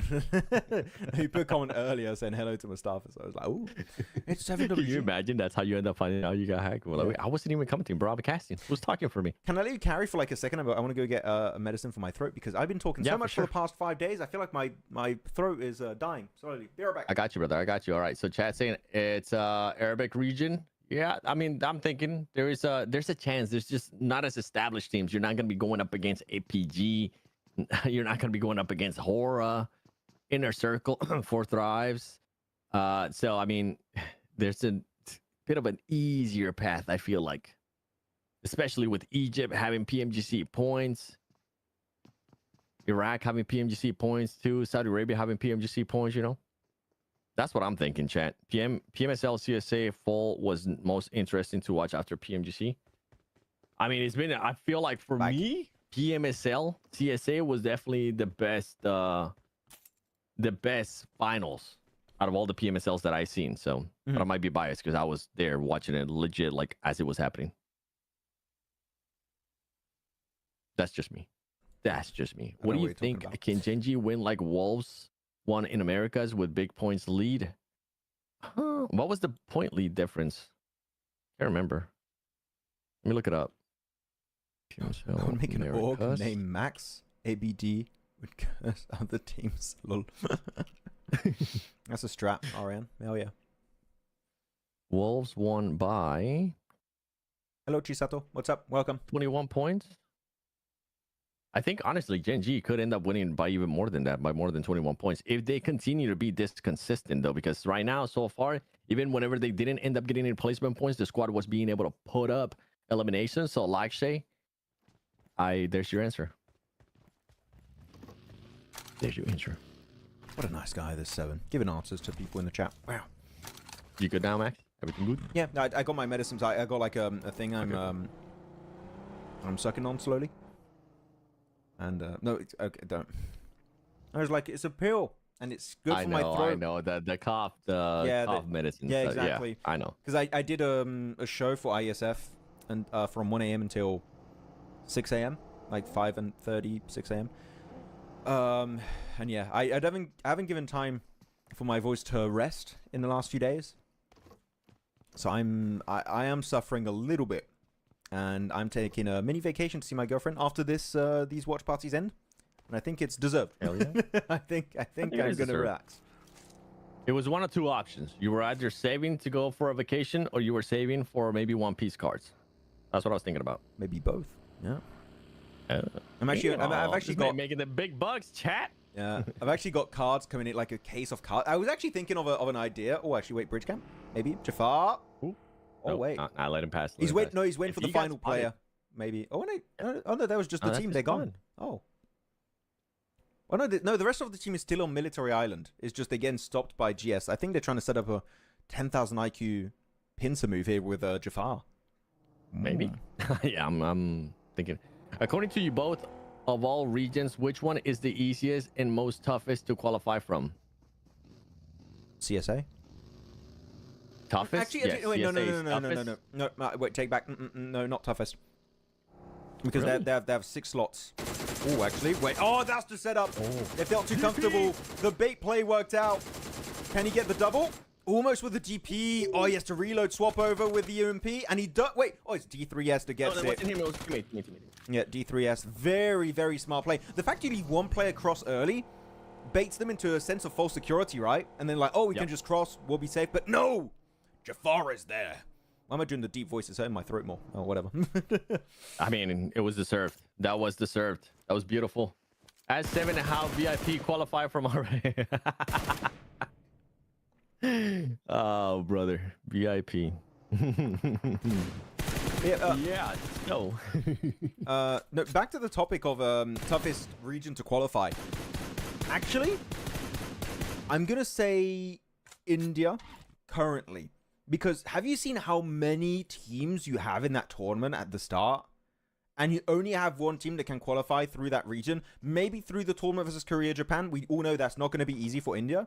I would say for this year's PMGC, I would say India has the hardest time qualifying. Yep. Oh, hold on. You might be cooking.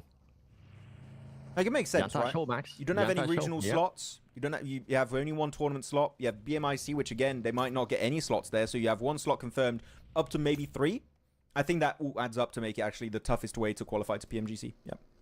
Yeah, and that's true. I mean, BMSD had how many teams? Because you're right. They had an insane amount of teams. Hold on. Let me see if I can find it. At the start for BMSD. BMIC is the Korea, Japan. Yeah, BMSD, sorry. Yeah. That's the one I was looking at. BMSD had an insane amount of teams. Yeah, purely because of numbers. Not because of the region gameplay quality. Purely because of the amount of slots and how they're provided. What are you talking about Inner Circle, Nafish Khan? Why are you saying IC? They qualified to PMGC, man. You don't have to spam it. Like, I'm gonna time you out, Nafish. I don't like doing this. I don't like abusing my power. But oh, okay, he was already kicked out. Someone is it you? Oh, I was already in the process. 7 got it first.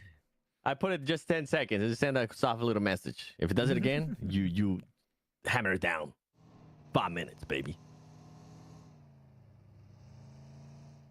You guys are getting famous again because of clips. Oh, what clips? What happened? What clip? We miss? Which clip? Yeah, what? Famous again, like we were. I was famous. We were famous? Hold on, what? I actually gained 1,000 followers in 24 hours because of the whole like correct prediction and stuff. That was crazy. Cheers to that, shirt. Cheers. Yeah. Coffee, by the way. Yeah. We all know that's not coffee. That's 98% alcohol right there. You put it on wounds normally, but he loves the burn. Oh my god, you said it, 7. You said it could go to Military Island. Oh, you 7, I told you, this circle keeps happening. It keeps going down here. I don't know what it is, but Western Military Island is just a circle magnet. Every single time. What's going on? I absolutely love it. Come on. Just keep going. Give us actually a milli. Don't tease us, because, I mean, it is still, in a way, 50-50. No. We've seen crazier things happen, but it should go to military. That's not 50-50. That's like 10%, 90%, in my opinion. You would need multiple hard shifts in a row for that to go back to mainland. So I think it's pretty much... I'm counting the bridge as mainland. Bridge is bridge. Bridge is not mainland. Bridge is not even land. You can just walk there. It's just, that's it. Oh, Satan going to be able to find Marshall with a headshot. Really do it well done. This bridge area is going to be just so heavily populated by players. Genji is nasty. Genji had an option to actually cross through, but instead they're just willing to just gatekeep all these teams in the bridge. I don't think I agree with that, Genji, but it might be the right for this region. Might be the right decision. By the way, Arian, a man of taste. APG win. Yep, this is what happened yesterday. Guys, I think APG win. When you purely look at the circle, like APG win. APG would win this. Except it wasn't APG, it was Skyforce. Oh man, that's another team that didn't make it. That I was hoping they would make it. Skyforce, I want to see. I'm pretty sure we'll see Senator regardless, though. He'll be there. He'll maybe do translation or something. Please. Nafish, Need some good translation. stop the spam. Why are you spam? Timeout. I'm doing the timeout. Give me the 5 minutes. Yeah, that's a 10-minute. I'm sorry, Nafish. I know you're a fan of Inner Circle. A lot of people here love Inner Circle. You don't need to spam it. Just once is enough. But we appreciate Max hates Inner Circle. Just kidding. Wait. Let's calm down a little bit. Let's not. Good nade there, actually. You know, somebody would actually end up spinning it into that, bro. Tell me I'm wrong. Tell me I'm wrong. Oh no, definitely. You'll have some people like you remember when I said something about, oh, it would be cool if we had India back in PMGC 2 years ago, and you had news sites in India saying I confirmed it. I'm like, I did not say that. That's a good name. Oh, the car almost didn't do damage. Wait, sorry, I'm actually gonna do one thing I hate doing. Yeah, hold on, rewind. Oh, see, that would have definitely knocked him. Was it the damage of the nade? He was laying down. Oh, I think it's the nade. It's the nade damage. Yeah, nade. Yeah, it was like, wait a minute, what was that? Okay, back to life. 7C going up against Power. If they connect with this, then that'll be nasty. Bonk. Nice. I don't think it did though. Can I call you Mexi? Okay, come on. Oh, there you go. Oh. Back to the GS. island. Yo, GS is set. Genji, how quickly are you going to be rotating? Because you took so long that you wanted to gatekeep what was happening there in the bridge. Now it might end up backfiring, Genji. Be super nitpicky. Yep. Hello, Ahmed. What's up? Ahmed Mushaba. 30. Welcome. 30. Nice number. Same as mine. 7C looking to just corner all of 721 against the river, it seems. Abdullah? Max, Noah has the most important question right now. That's going to push it. You got to be able to hit that shot. Yeah, gets the one. It's going to be pushing it over. Oof. Yeah, that was a scary one. A lot of the bullets missing. Luckily enough, though, there is going to be an off angle that's going to keep him alive. It's going to be actually Nawaf there. Really good spray with the AUG. AUG long range is such a deadly weapon currently in this meta. It's so strong with the new attachments. But though, Power now looking to claim control of this area. And they are going to be pushing in this warehouse versus Saleh and Dream. But 7C, I think, might be, unfortunately, cornered in his position. Out in the blue, then even if you win this fight, 7, you have to deal with Vision's angle on the cliff. I think this is GG for actually not only 7C, but also Power. They are both in a terrible position. Yeah, and I think you're going to have some of the other squads now starting to push up, too, because they're going to be finding an opening. So many teams thought that it was still maybe going to go towards the main island, back to the main island, that they decided to not make any type of changes. J&G is going to be losing players to Cryptics. Once again, I'm not agreeing with that decision that they decided to make there, just staying on the main island. They had an opportunity, a perfect opportunity to be able to switch out. Meanwhile,